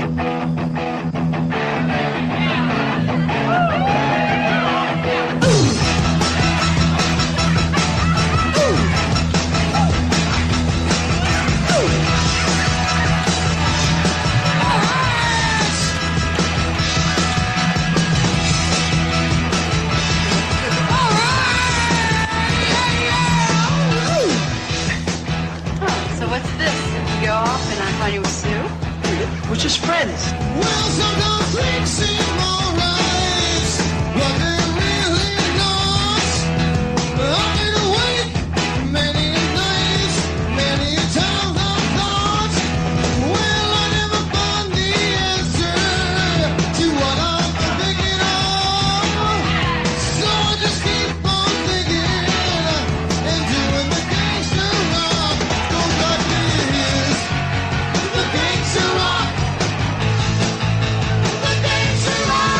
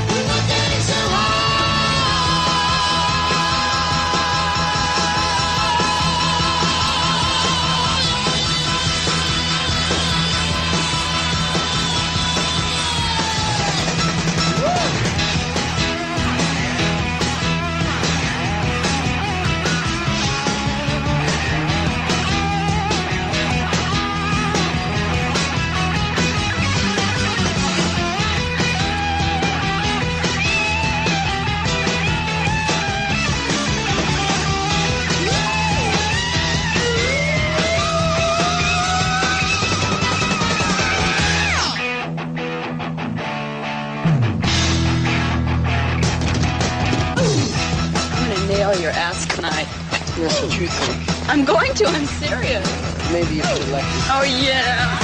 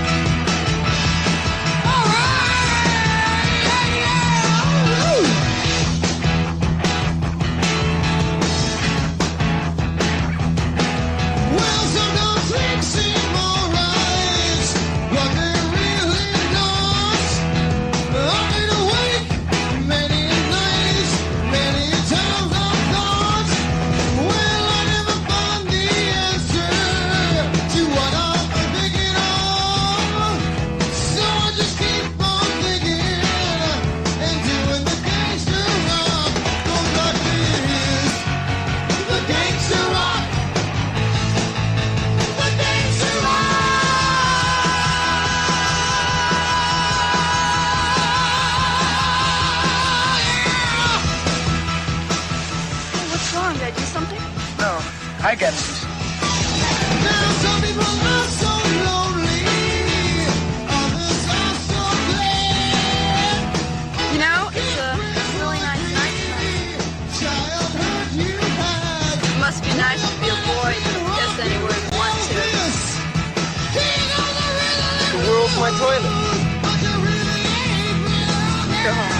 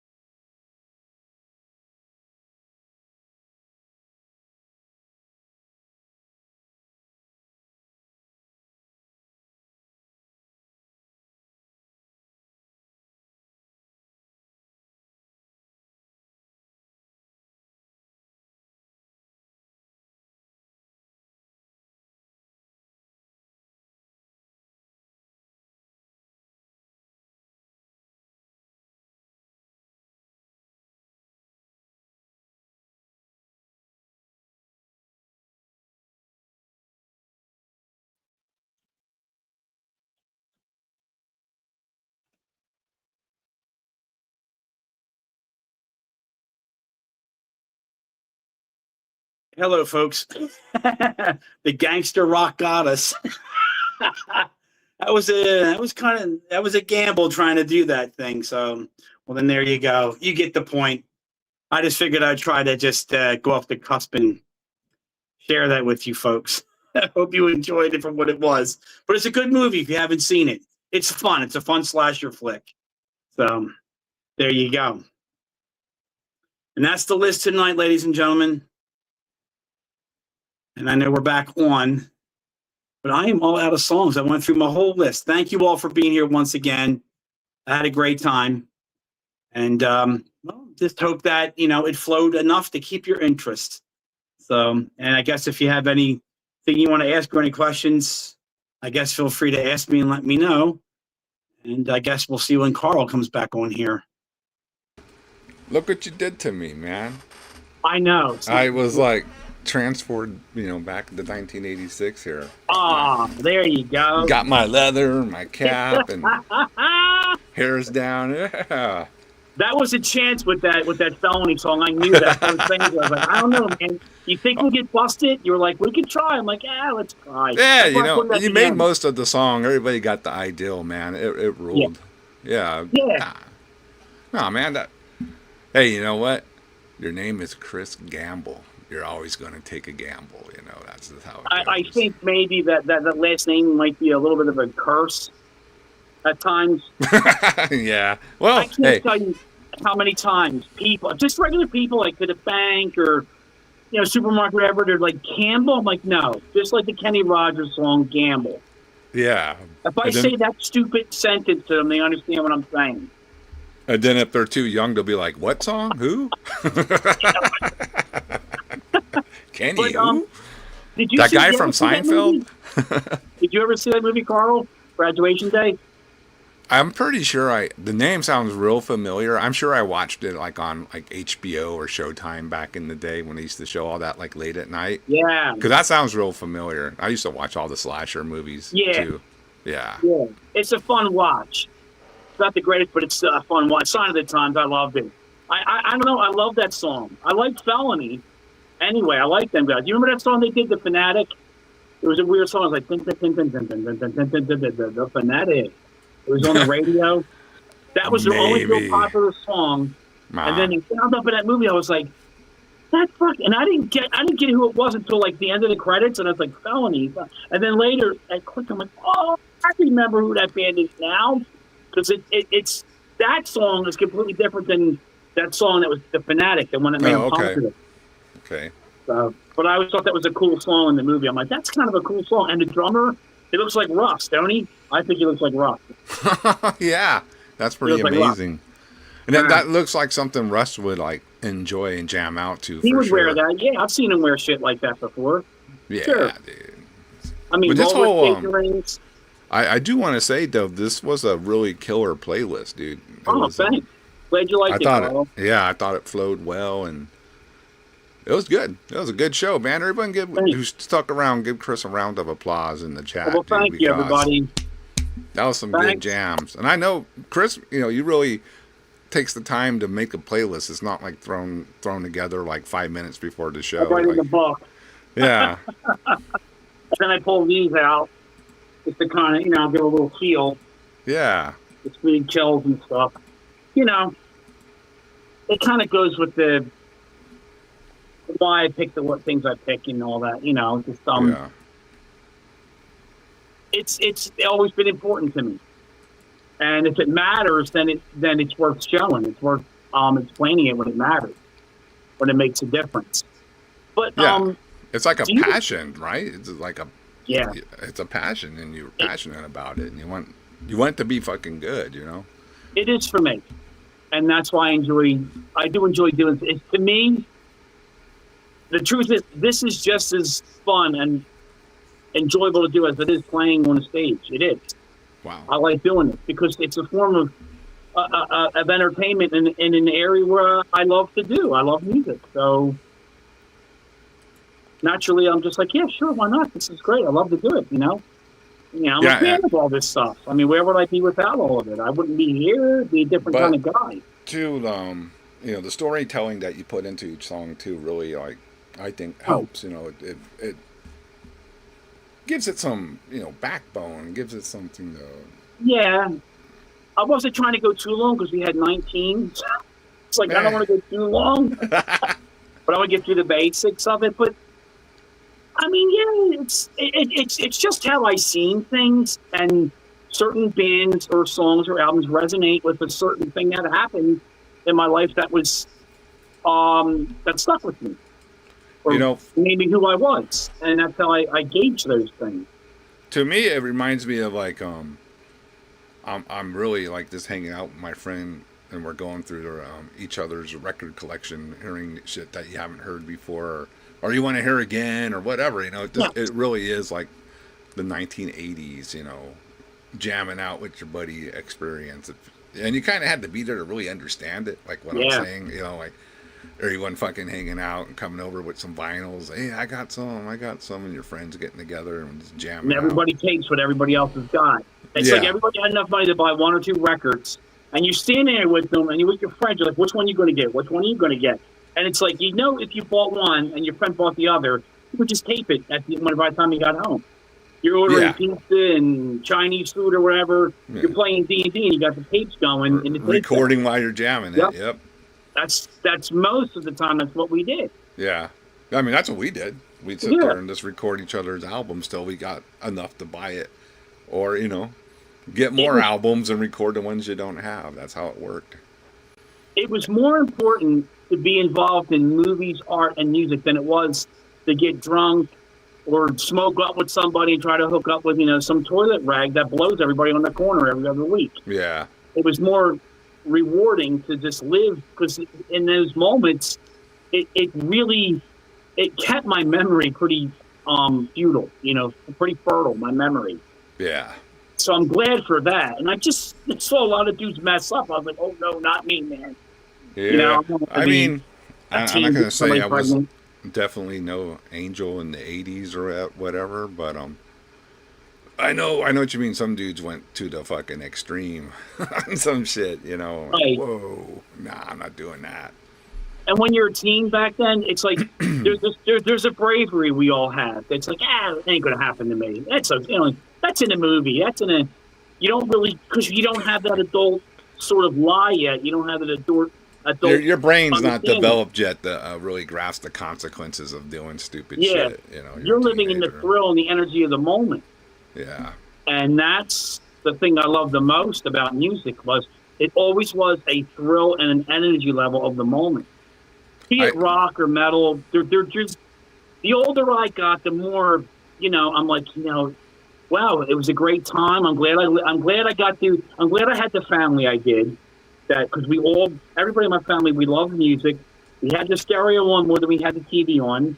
Mm-hmm. My folks, my house in Kensington in the 70s and the 80s, my house was the hub. My mom and dad had family, friends, and neighbors sit in that kitchen playing cards, drinking coffee all night with that. You remember those big wooden stereos? They were bigger than TV sets. Yes. They had the huge speakers and the turntable. It was like lifting a bank safe.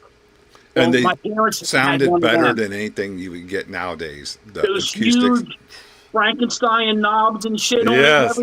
Yeah. But you're right. They were loud, and the record players were great. But my parents, and I had older sisters, they were all engrossed in music and everything. So everybody either had the 8-track on the radio or the turntable, and a pot of coffee, cards. And I'd be this little kid. I'd hear that upstairs trying to fall asleep, hearing all kinds of shit. And then, you know, me and my brother, my brother Frankie, we were into The Who and Kiss and all that, and AC/DC, you know. So that was our thing. And then here comes Phantom, Iron Maiden, Motorhead, you know, all that. It was crazy how fast things got heavier in the 80s. Did.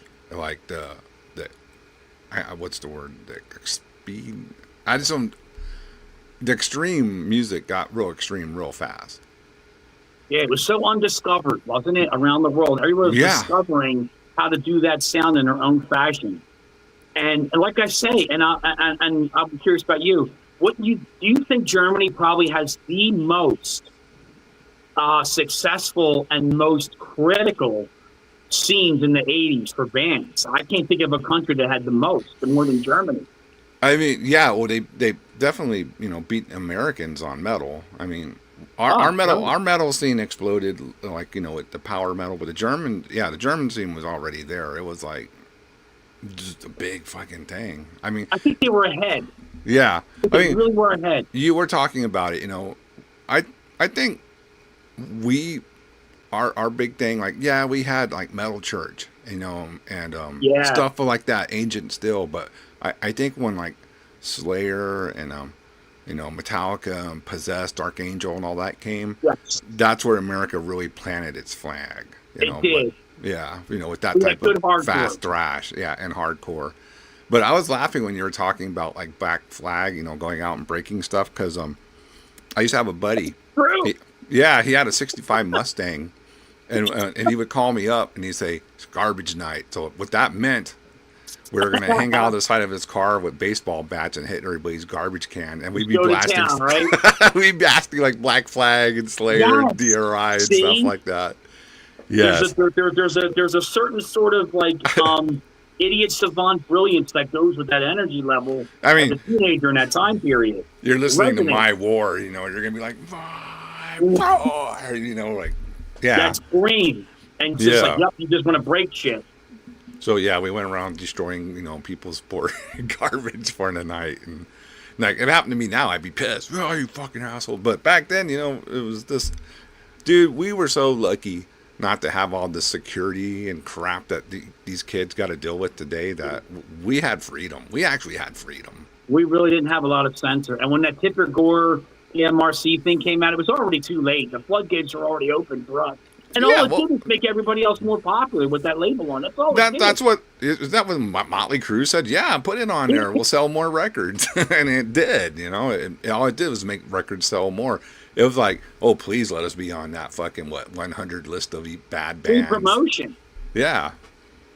I mean, that was probably better than a tour for some of them bands. They were on the news. Probably, yeah. Merciful Fate. I mean, they're being mentioned in the same. On that too, I think, and Bitch. They're being mentioned in the same breath as Motley Crue and all these like Waz and all these million. Remember how they went after them? Yeah, Twisted Sister. Them too, yep. And these were like, $1 million or million album selling bands at the time, so it's just doing nothing with the underground bands, is just loading their profile even bigger into the mainstream at the time. Yeah. So, well, that was cool when Dee Snider went into the Congress. I liked that. I was hell yeah. They thought it was going to be some dummy, some druggy dummy. It wasn't. They thought they were getting Vince Neil or something, and they got Dee Snider. Yeah, well, that guy is a dummy. That's what I mean. They are dummies. They thought they were going to get those knuckleheads, and they got someone with a brain on. You can tell they're dipshits. And I always appreciated Twisted Sister and their denim days. You can't stop rock and roll days. That was the Twisted Sister I love. Dude, that's one of the best videos ever made, too. It was. That was a fun one. Yeah. They're turning them old guys into headbangers listening to it. It was a great one. And we didn't I never got to see that one until way later. Because everything is, we're not going to take it, remember? Yeah. I want to rock. And everybody's hitting their heads in the lockers and shit, You had to have Night Flight on USA Network to see all the cool shit back then. We did, but I never saw You Gotta Stop Rock and Roll until after. I think I saw it on We're Night not going Flight. to take it. Really? Mm-hmm. Yeah. For me.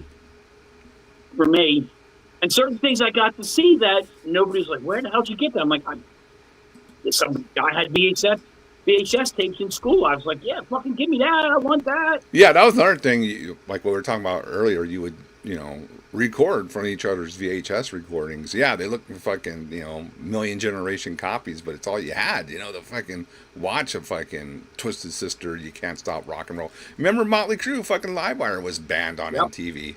So I didn't see that one till like later too. Yeah. True. And you only had what you were, we're broken records, we're saying it all the time, but it is true. You only had what was I read more about bands like Killer and stuff like that than I actually got to hear their albums till way later, because again, record stores only held what would sell. That import section in wall-to-wall sound and video was one section, and it was probably maybe double the price of a regular album because it was an import, or it'd be a little more than the regular price. And you can only get the ones that were available. Yeah. Sometimes you see something awesome, and then sometimes it just be like, hey, you know, it ain't there. You can't get it. It's hard. Or you got to order it. You have to. There was a guy. I'm sorry, I'm going to cut in, but I remember there was a guy. It was a heavy metal guy that worked in wall-to-wall sound and video. It's a rock and roll guy. He would bring out a catalog, a black and white catalog for the records to order. They had like in wall-to-wall they used to have the clipboards where they would take somebody's order for stuff, and you could order a record. If they had the record label, they'd say, "What label is it on?" And he would go through, and he's like, "Okay, this is the label. They got this," and he would read what they had available, and then you can request, you can ask, you could you put a couple bucks. I think you had to put like maybe $1 or $2 on the. And then they would, next time you came in, they would give you, you got to have the receipt, you give them that, and if it came in, you paid the rest of it off. They would order it for you. They would order it. And then the Italian guy on Kensington Avenue, a record spot, his name was Joel, he would order records for you. But wall-to-wall sound and video, they were a bigger corporation back then. So they had more access to those Music for Nations and, labels like that, so Bonsai Records and all. They had Cobra. They had access to those, where the other guy, the smaller labels, they had Combat, they had Megaforce, they can get those, but they really weren't, or they can get Metal Blade, but they weren't getting Noise International, like I said, or Cobra or Bonsai or Music for Nations, none of those other labels. Yeah, or if a band was independent, like for example, when Devastation put out their first album, Violent Termination. Violent Termination album. Yeah, it was on the, what is it, Zombify or Records at the wrong label. Zomba or some shit. You wouldn't be able to get that in the regular corner, like the regular street record store. You'd have to get that in wall to wall because they had the larger. They could go to more distributors probably to get to. That was our go-to place. If it wasn't there, you either had a guy that had it and would tape it and it would shuffle around the neighborhood. That's what we did. Yeah. Like you said, you're collecting everybody's tape. I mean, we spent most of our summer evenings neighborhood to neighborhood, hooking up with so-and-so. Everybody had a radio. I'd say more than half the people all had their own radio, and everybody had Exploited, Skull, Mohawk Skull, Corrosion Conformity, the Biohazard Skull, and the Black Flag, the 4 black stripes. That's why, and the Anarchy symbol. Everybody had an Anarchy symbol. Dude, that was another thing. Yeah, saw that all the time. The Corrosion skull was like everywhere. That was mandatory. The Black Flag. People were just drawing that on their arm. It was for, like, that's what I did in the copybook. I said, when I do that, what band do you think of? And everybody's like, Black Flag. Well, yeah. Of course. See? Yeah, everybody knows that. So, the adventure is always good. And like I said, I'm not a person that ever took a trade in school. I did try electronics. I didn't like the math. I wasn't good at math. So I gave up on doing that. But, so when I got out of school, I was just, now I want to do music. I want to entertain. I always knew I want to make records and entertain because I love this stuff. So I love the energy it gives. Because nobody is in charge of that world but me. Nobody. True. I am my own Krogel the Exterminator in that universe of music, So that's it, man. And all those bands made that landscape and the adventure and the tone of my day, or how to get through my day, or cut through any bullshit that was bothering me. Music was always there. It was the undisputed friendship you had. No, it never burned you, right? It never burned you. It was always back. There to fucking get you through the shit. Your undisputed friend, you never had the question, never betrayed you. That's how I see, kind of all the arts. Because I did go to art school, but music was like, it turned into the factor where it's like, that energy so much. I love to paint and draw, but the older I got, the more I was like, I want to play music because I like to. It was, it was a lot. It had to do with Voivod. It had to do with Nancy Savage. It had to do with Celtic Frost. It had to do with Pete Steele for Carnivore. All these guys were great with lyrics. Oh, I was like, I love that. I love that. I love that. It's put me in this world, and the music is resonating with it. And and then the guitar styles of some of the albums and the sound. I'm like, I need to do that. I need I need to have that. I don't know if you caught this because you were talking about Nasty Savage, right? Yeah. This is a pic from a zine from San Antonio called The Unholy Book from back in the day. I remember that magazine. Yeah, this What a picture. great picture. That's You're in me right there in the S.A. Slayer shirt. I can't really. Let me see. Wait. Right Shit, in I front. see it. Yeah, awesome, Yeah, Carl. that was like 1984, I think. Maybe Oh, it was the Wage awesome. of Mayhem. They were touring on the Wage of Mayhem. They hadn't even put out an album yet. And I remember talking to them, and they were saying, "Yeah, we're talking to Metal Blade. We'll see what happens." And next look thing what you know, happened. Boom. yeah, they got signed. But yeah, that was packed. That was a packed show. Right next to me is Javier Viegas. He's went on to help. Well, he was in Hell Preacher at that time, probably, or getting ready to. Awesome. And he was the drummer in Nickervore after the original drummer. Don't you love it when our history can still put our staple mark on that world? It's a monument to what we were. I love it. It's like I said, I got to be in the Ultimate Revenge too.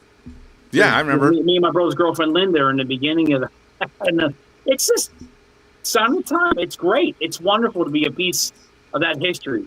But for all of us involved, even new people, I always say we all start somewhere. You can't knock someone who was born at a certain time. They just can't. It's impossible. Not everybody could have been at Nasty Savage in 1984. It's just how it goes. But it just depends where their heart is and where their passion is. That's what matters. That's how I look at it too. And I wanted to ask you. I mean, out of like ninja movies. Were you into those big time in the 80s like I was? I was into all that ninja stuff. I don't know if you saw my comment. Now, I don't remember the guy's name, but the Octagon's my favorite ninja movie.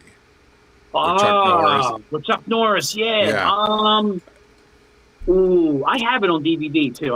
That's my favorite one.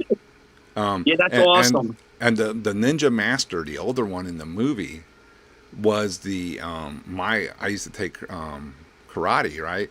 The ninja, the older man who's the master of all the ninjas of that evil ninja dojo. Yeah, he was actually my sensei's sensei. Awesome. And he came to my sensei's dojo on a Saturday one time, and me and my brother like, dude, it's the dude from the Octagon. You ever get a picture with him? I don't have a picture, but I know somewhere in my closet I have a signed flyer from him. Nice. From that event. That was so cool, dude. You gotta hang it up in your room there. Yeah, I need to find it. I need to go through a lot of my stuff because I was going through stuff and I came across it and it triggered my memory. I was like, holy shit, I forgot about it. Yeah, this is great. I love all that stuff. I was just watching Ninja Domination. You remember when the aerobic instructor girl gets possessed by the evil ninja? And he goes after all the cops in Los Angeles and shit. She's got all the ninja powers and all. She's spinning around all possessed in the ropes. I was like, it's all over the top crazy shit. But I love that stuff, man. Especially all that back then. It was just, nobody knew what it was. Just, it's like the music. Nobody really knew what they were doing. They were just throwing everything out there, and whatever, and just whatever stick, you just threw it all out there. And that was what was fun about that stuff. It was no holds barred. Like they would just they go for it. They didn't care about it being cheesy or not, or that's why I think a lot of problems with stuff nowadays. People are too self-conscious to try anything. They are, and it holds you back. One-upping. Yeah, it's a lot of one-upping, and I'm not a fan of that. Oh, one-up, yeah, well that's different, but I just mean people get self-conscious and it holds themselves back from doing great things. Yeah, you know what, man, you may fall off a couple times, but every once in a while, man, you might knock it out of the park. You just never know, dude. I always looked at it like this. When you're in the entertainment world, you're always going to have people. Most likely, people are going to always criticize, and people generally like to see people fail. Oh yeah. And I'm not saying it to be mean. It's true. People like a big car wreck. I'm not going to lie. Whenever I was a kid watching stock car race, I was waiting for one of those fuckers to wipe out and do just like 18 cartwheels into the crowd and shit. That was awesome. Yeah. Yeah. There's just destructive nature. We have our primordial instinct to see disaster. So it's a very primordial instinct to also hear it. and actually let it like kind of soak in your mind and in your spirit, it's what you do with that energy that makes or breaks the person. I always thought. I look at things that way, and that's another reason why I kind of gravitated into magic, was because it was this undiscovered sense of erasing everything that you ever thought or believed in and saying, well, I'm in this area of I don't know anything. What am I going to think and feel if I do these things? What is it about this that has to be interested enough to say, I need to learn this because I think there's something about it that I can grow from it. And when I got into that shit, I really found a lot more about myself on a whole different demographic level of understanding. To most people, it's odd because I always learned as an occultist, nobody's spiritual blueprints are the same. When a person reads a grimoire, I look at it as it's kind of like somebody saying, well, look, this is how I did this at this time period. This is what it was. It was like, these are the tools they had in 15th century, 13th century, whenever the book was written. It's like, it's not 2000, it's not in the 2000s. It's not in our age. Yeah. This is what they have. So I look at it as, well, what would you do? What can I do at my present day and age that can resemble something like this that would give me the same kind of spiritual function? What's the vessel I can use? So, you work in the field with what you mean. I look at music the same way. People that are new, you got to work with what's in your mean to make yourself great for what you're able to do. Not trying to be the best for everybody else, but it's what you learn out about that you can make for yourself. That when you become your own expert, a genius for yourself. Once you do the genius for yourself, no matter anybody's prejudices, they're not going to matter. Because if you're based in solidarity, you can never be corrupted. If you base everything on truth and solidarity, if you never fluctuate or give in, peer pressure is an awful thing. Guilt is an awful bastardizing thing in a person on their mind or soul. Guilt is a fucking spiritual cancer. And that's one of the things I drifted away from religion, because all that guilt, but you wouldn't have and afraid guilt too if you weren't doing bad shit, right? Yeah.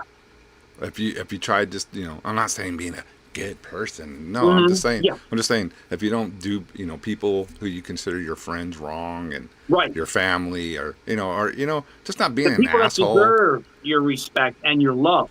Yeah. That's the ones that you hold to your heart as much as your art, which makes you the being you. It's a reflection of how you can share that world with them. They let you in and you let them in. I mean, and that's one of the things I like about being a bus driver and being around, kids, because they just don't, most of them, not all, because some of them do have the adult lie, but a lot of them don't have that adult lie in them yet.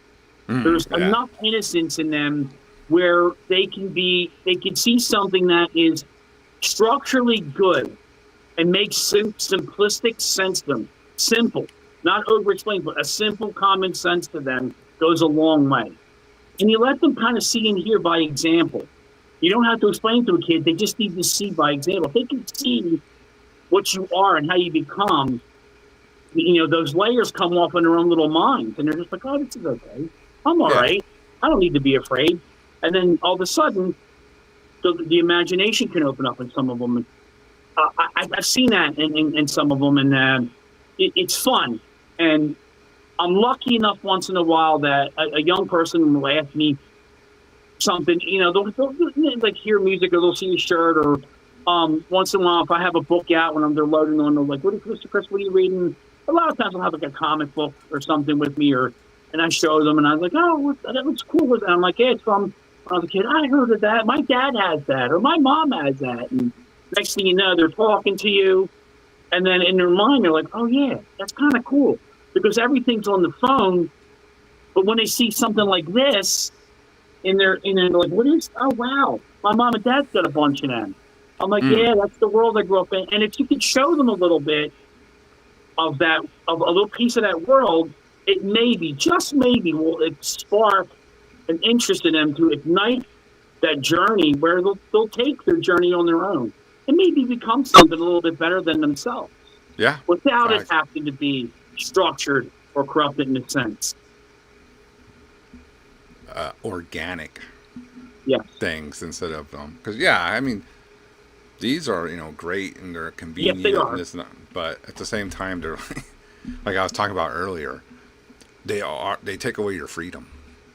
Yeah, it's like oversaturation, and it becomes hard to delegate what made the certain thing influential or great because you're being bombarded with that thing, but then there's 7 or 8 other things that are lapped on with it, and you can't really delegate how the other ones were structured by this because there's no journey there.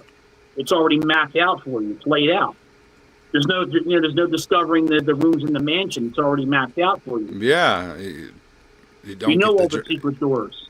You're not getting the journey is part of what really makes it special. And if you, I don't know, it kind of sucks, I prefer the old days of, Yeah. you had a comic book, you had magazines, you had, a couple channels on the TV, but cable was great. But now there's too many channels and there's too many, streamers and there's this, So besides Conan, because I know we all love Conan, what's probably one of your favorite fantasy movies besides Conan? Oh, fantasy? Yeah, like the Sword and the Sorcerer type stuff. I would say like the Sword and the Dragon Sorcerer. Someone brought up too, and I really think this one is fantastic, was Dragon Slayer. Yeah, that was. I mean, those special effects for 1983 or something, they're great. And it still that kind of movie was holds old. up. I think that might be 81. That might be before Conan. Yeah, but the effects, like the dragon still looks great if you watch that movie. Like, wow, they did a great job on that. Dragon Slayer was one. I like Beastmaster. Yeah. Kodo. Yes. The little dude, getting the little keys from the Joe and all that. Putting the leech in the ear and it turned the guy into the berserker with the black mask with the spike. Hey, the bad guy's mask in that movie was fucking great. His helmet. John Horde. Yeah, that was good. Horde. Yeah, that fight was awesome on that bridge with the tar pit on fire. Yeah. Yeah. Spectacular. And you brought up earlier Fire and Ice. I absolutely love Fire and Ice. The music in it too was cool. Yeah. Lord Necron, if you don't know, that's just saying. Excalibur's excellent too. Yes. Very, and it's funny because when Excalibur did come out, I was in probably what? It was 81. That was 81, I think, Excalibur. Let me see. That one might have been in 5th grade for that album, for that movie. And I couldn't understand a lot of the old English language, what it meant. But you didn't need to understand everything to understand what was going on. I was like, wow, this is awesome. I mean, the way that beginning battle with the Black Knights and the fog in the morning, just all of it. All of it. The mist. The mist? Yes. The ride across the Mist River. Some thought and real effort into going in to doing those movies. Not so digitally enhanced, which can be cool in its right, but you had quality actors. You didn't have MTV reality stars coming into a movie. Real people who could act. They were stage theater actors doing these parts, and they knew how to play these character roles, which made them fun and cool. Merlin was fantastic in Excalibur. I loved him. Because he could play a buffoon 1 second and then this totally fearing wizard the next. Yeah, it was great. When he says truth, he said, what did he say? When a man lies, he kills some part of the world. He said, if anything, truth is the thing that matters the most is truth. Yep, I love that line. It's great. My favorite character out of there was Urian. Sir Urian's that tough motherfucker that just wouldn't die. He was one of the last of the Quest Knights to die. He died in the mud pit swamp. Oh yeah. Mordred, they put the spear in his back. That guy wouldn't fucking. He just wouldn't go down. Give up. Yeah. He did not give, and he went to. I'm like, that guy was a cool bad motherfucker, man. He was a bad motherfucker. That guy, I liked him. Kroll, that's another good one too. Yep. That was a good one. The staffs that shot the blue lasers and all that. Oh, how could I not bring up Legend? I like that one a lot too.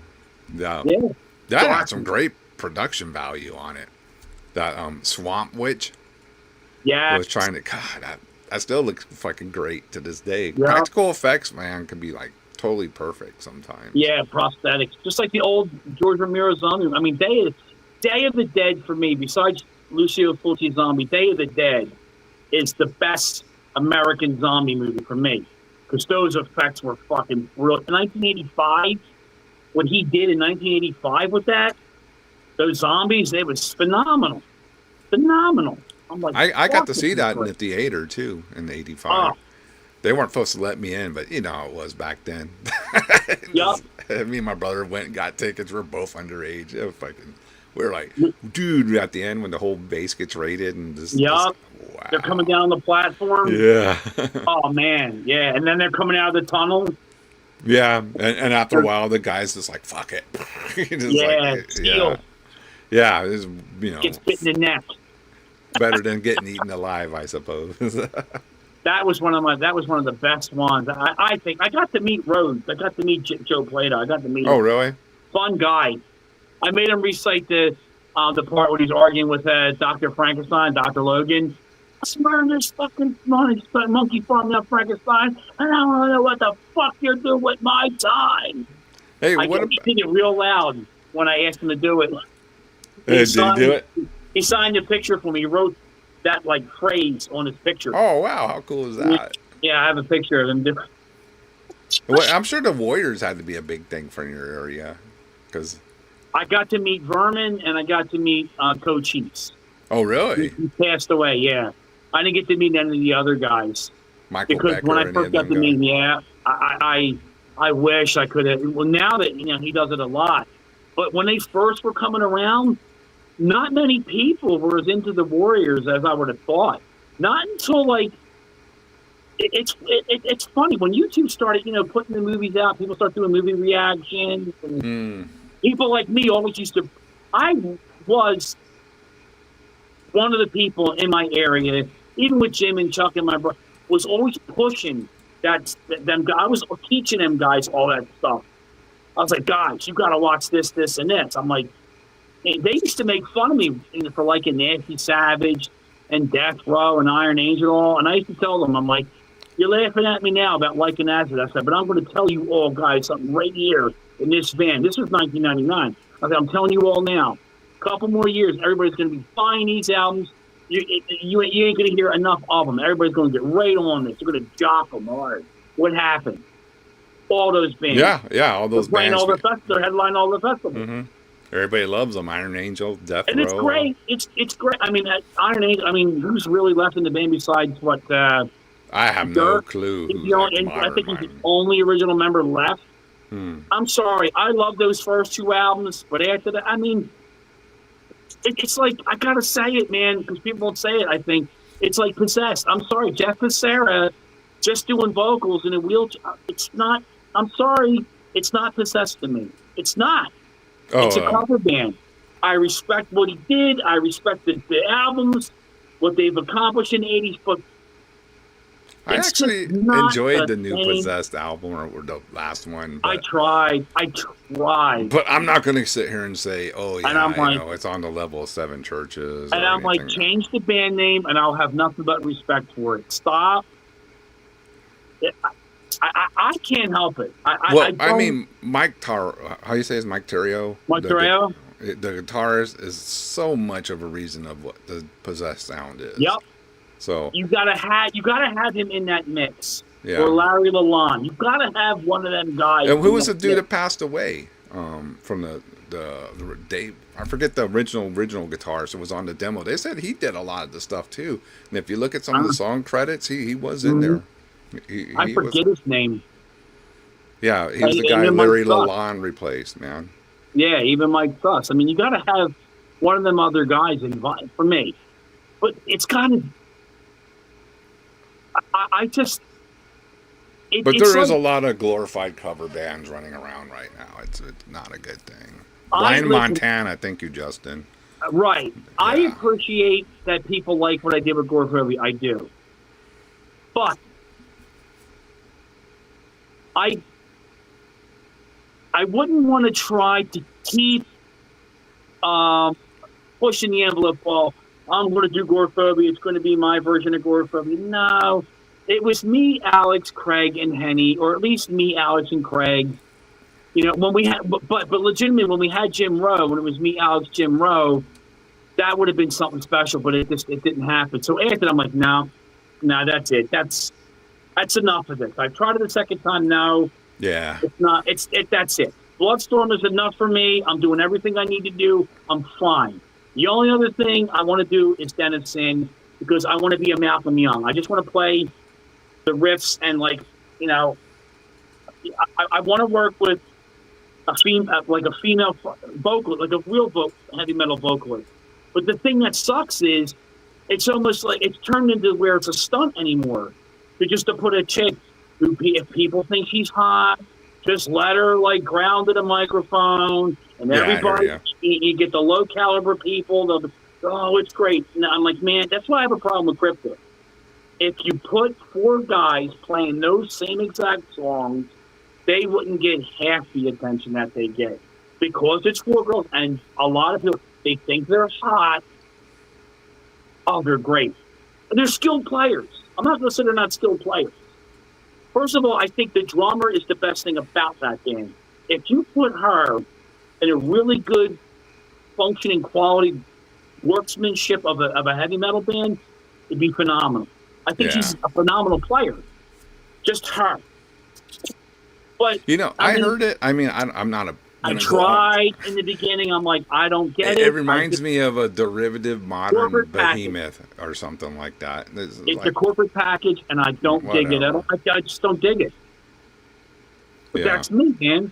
But I'm not the rest of the scene. I'm one guy. When your front person is crying at a Beyonce concert, that's all I need to know. That's I'm like, okay, this is not going to be something I'm going to enjoy. It can't be. And I'm only going by how I know things and how I look at way things are, because I can only go by my life and my experiences. But I can't look at women and go,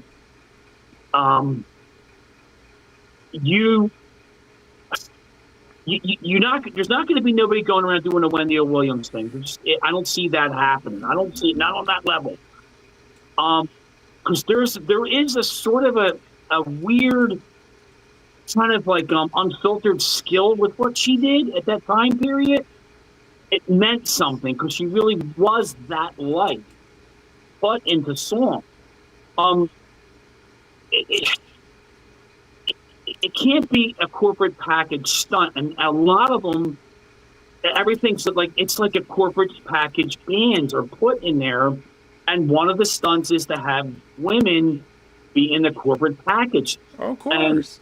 And another band I saw that I was like, who the hell is this? Was that band Dogma? When I heard that band, I thought it was a horror movie. I didn't know they were a band. I thought it was a horror movie about some possessed nuns or a haunted nun ghost or something. I really did. I didn't know it was a band. I thought it was like a new movie. And then when I clicked it, I'm like, oh, it's a band? And I tried. I'm like, let me try. I'm like, it's a stunt. But it's become like the Los Angeles glam metal scene when Motley Crue dropped the leather and spikes and they turned to the hairspray in the girls' underwear. With the rest of them, Dokken turned into that. Yeah, turned into that. They all turned into that ballady bullshit. It's like they lost all any type of edge they had. No. Yeah. And it was the furthest thing that we wanted to deal with. At least, guys, it's like, man, I can't sit there and enjoy Too Fast for Love as much as I should have been able to enjoy it, because I see what they did as, and it's not just them. It was the way the record industry worked is they're destroying music. They like corporate entertainment. They don't want independent entertainment. They like corporate.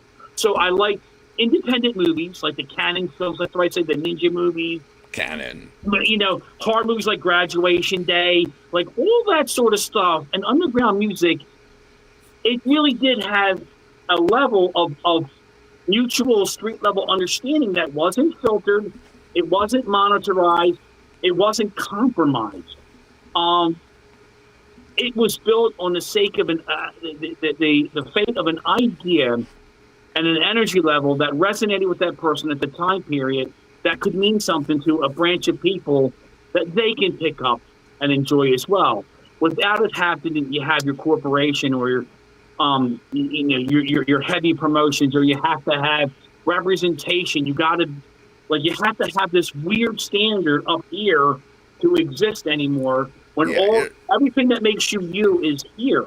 Yeah. But if you don't have stable ground to stand on, you can't build a house on a fucking sandy beach. You just can't do it. Everyone, like, from what I can see and understand, everybody wants they want some brand. It's like a brand.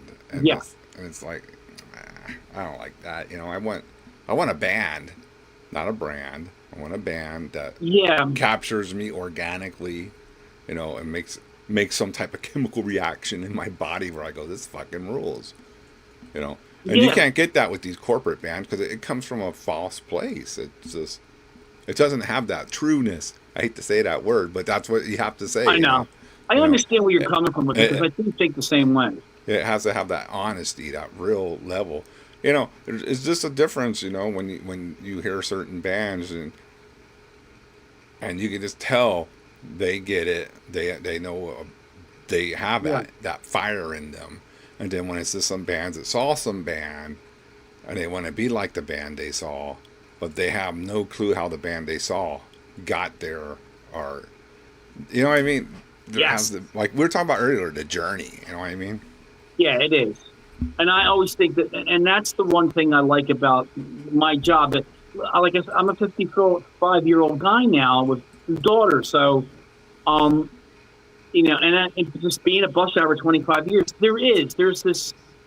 there's something nice about young people being all walks of life, being, you know, whether they're Latino, they're black, they're white, they're Asian, that part of them where they're growing and when they see the physical elements, instead of reading it on a phone or an internet, when you see a person that lives a certain life, or the experience for them,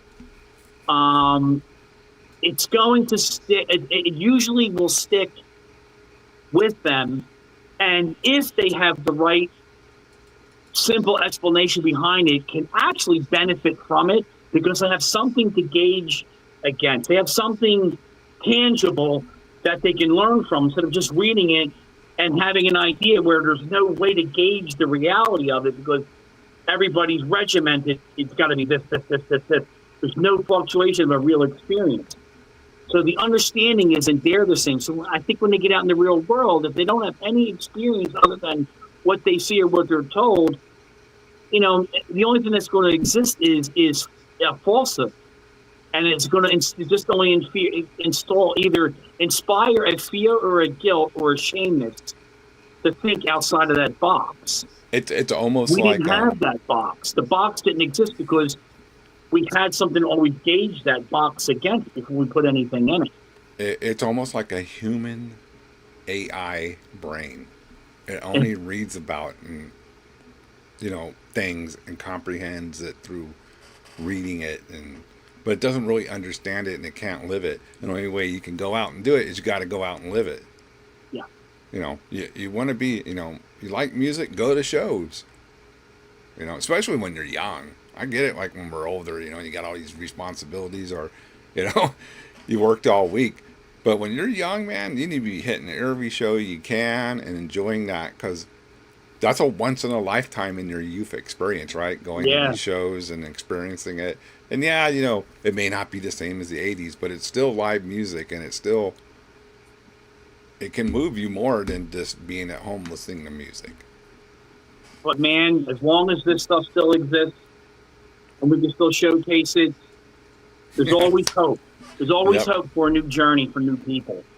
And I see it with some of I'm kind of like, we played a show with we're both Dad a while back, and it was a whole crowd of kids I'd never seen before, and it was an underground show, right? It was Morbo was the headliner, but it just made me think, these kids are hungry for the underground stuff like we were, and it was cool seeing that, and I was like, hell yeah, these kids will now go and talk about this show to their friends and all that, and hopefully it inspires them to play, real underground music and stuff like that. That's how I see it. Yeah, sure, absolutely. I mean, a person that influenced me outside of music was always Bruce Lee. I always liked the little things he used to say. One of the best things he said was "Simplicity is brilliance," and that is a line that always stuck with me too. I love that philosophy. Yeah. It's it's a lot of things like that go into that mix, that world of discovery in that realm. I got told one time, and this was one thing I'll always hold this to me because I'll never forget. When this girl that rode my bus, her mother told me one time that I was the closest thing to a father figure she had because of the things she used to say. How, oh, Mr. Christie's nice, he's fun, he knows this, and this, he's into art, and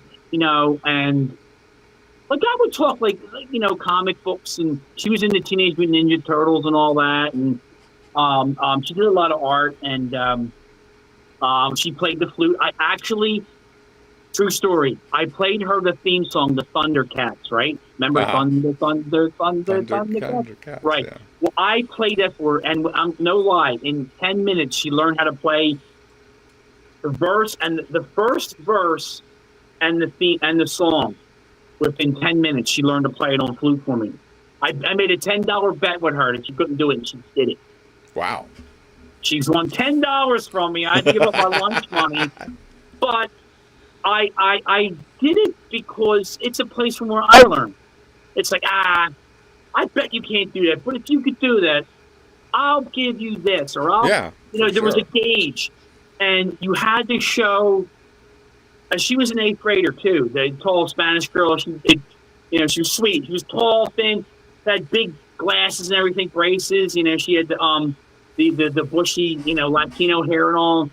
And she was really smart, but she was really good with the flute. And I was like, you can play songs if you can hear it. Because I taught her Banana Split. Tra la la la la la la. Yeah, I remember make that. fun of some of the other kids that were that kind of stupid getting on the bus. I was like, that was the Banana Split show. She was saying, Mr. Chris, what is that? What do you mean Banana Splits? What is that? And I told her, I was like, oh, it's a show. It's like, it goes, tra la la la la. She goes, that was a show? I was like, yeah, when I was a kid. And then she pulled out the flute. She started playing it. They would get on the bus and she would tra la la. She would do it on the flute, though. It's kind of funny. And then I was like, wow, you can really do that? And I was like, man, here's $1 for doing that. And I gave her $1. She's like, oh, thank you. I was like, nah, you're good at that. I always encourage these kids that are into music, whatever their instrument, when they're skilled, I try to encourage it. To be like, stick with that. It's really, there's going to be, something's going to come out of that skill later on in your life. Stick with that. It's great. So, so she just used to sit with me because she acted more like she wanted to be more of an adult. She didn't want to hang with the goofy kids that were foul mouthed with each other. She didn't want to be mixed with that, but she was still a teenager. She liked to be able to talk about other things than what the idiot boys were talking about. She didn't want to be lumped in. So she used to sit and used to talk movies and music because that's what I know. And so I would talk the cartoons, the old cartoons and stuff. And then I did the Thundercats and I was like, do you think you could play that? I showed her on the phone. I was like, here's the song. I was like, it's good to learn. I was like, I learned how to play guitar listening to such and such. I was like, so sometimes if you can learn the theme song, it's kind of easy to do.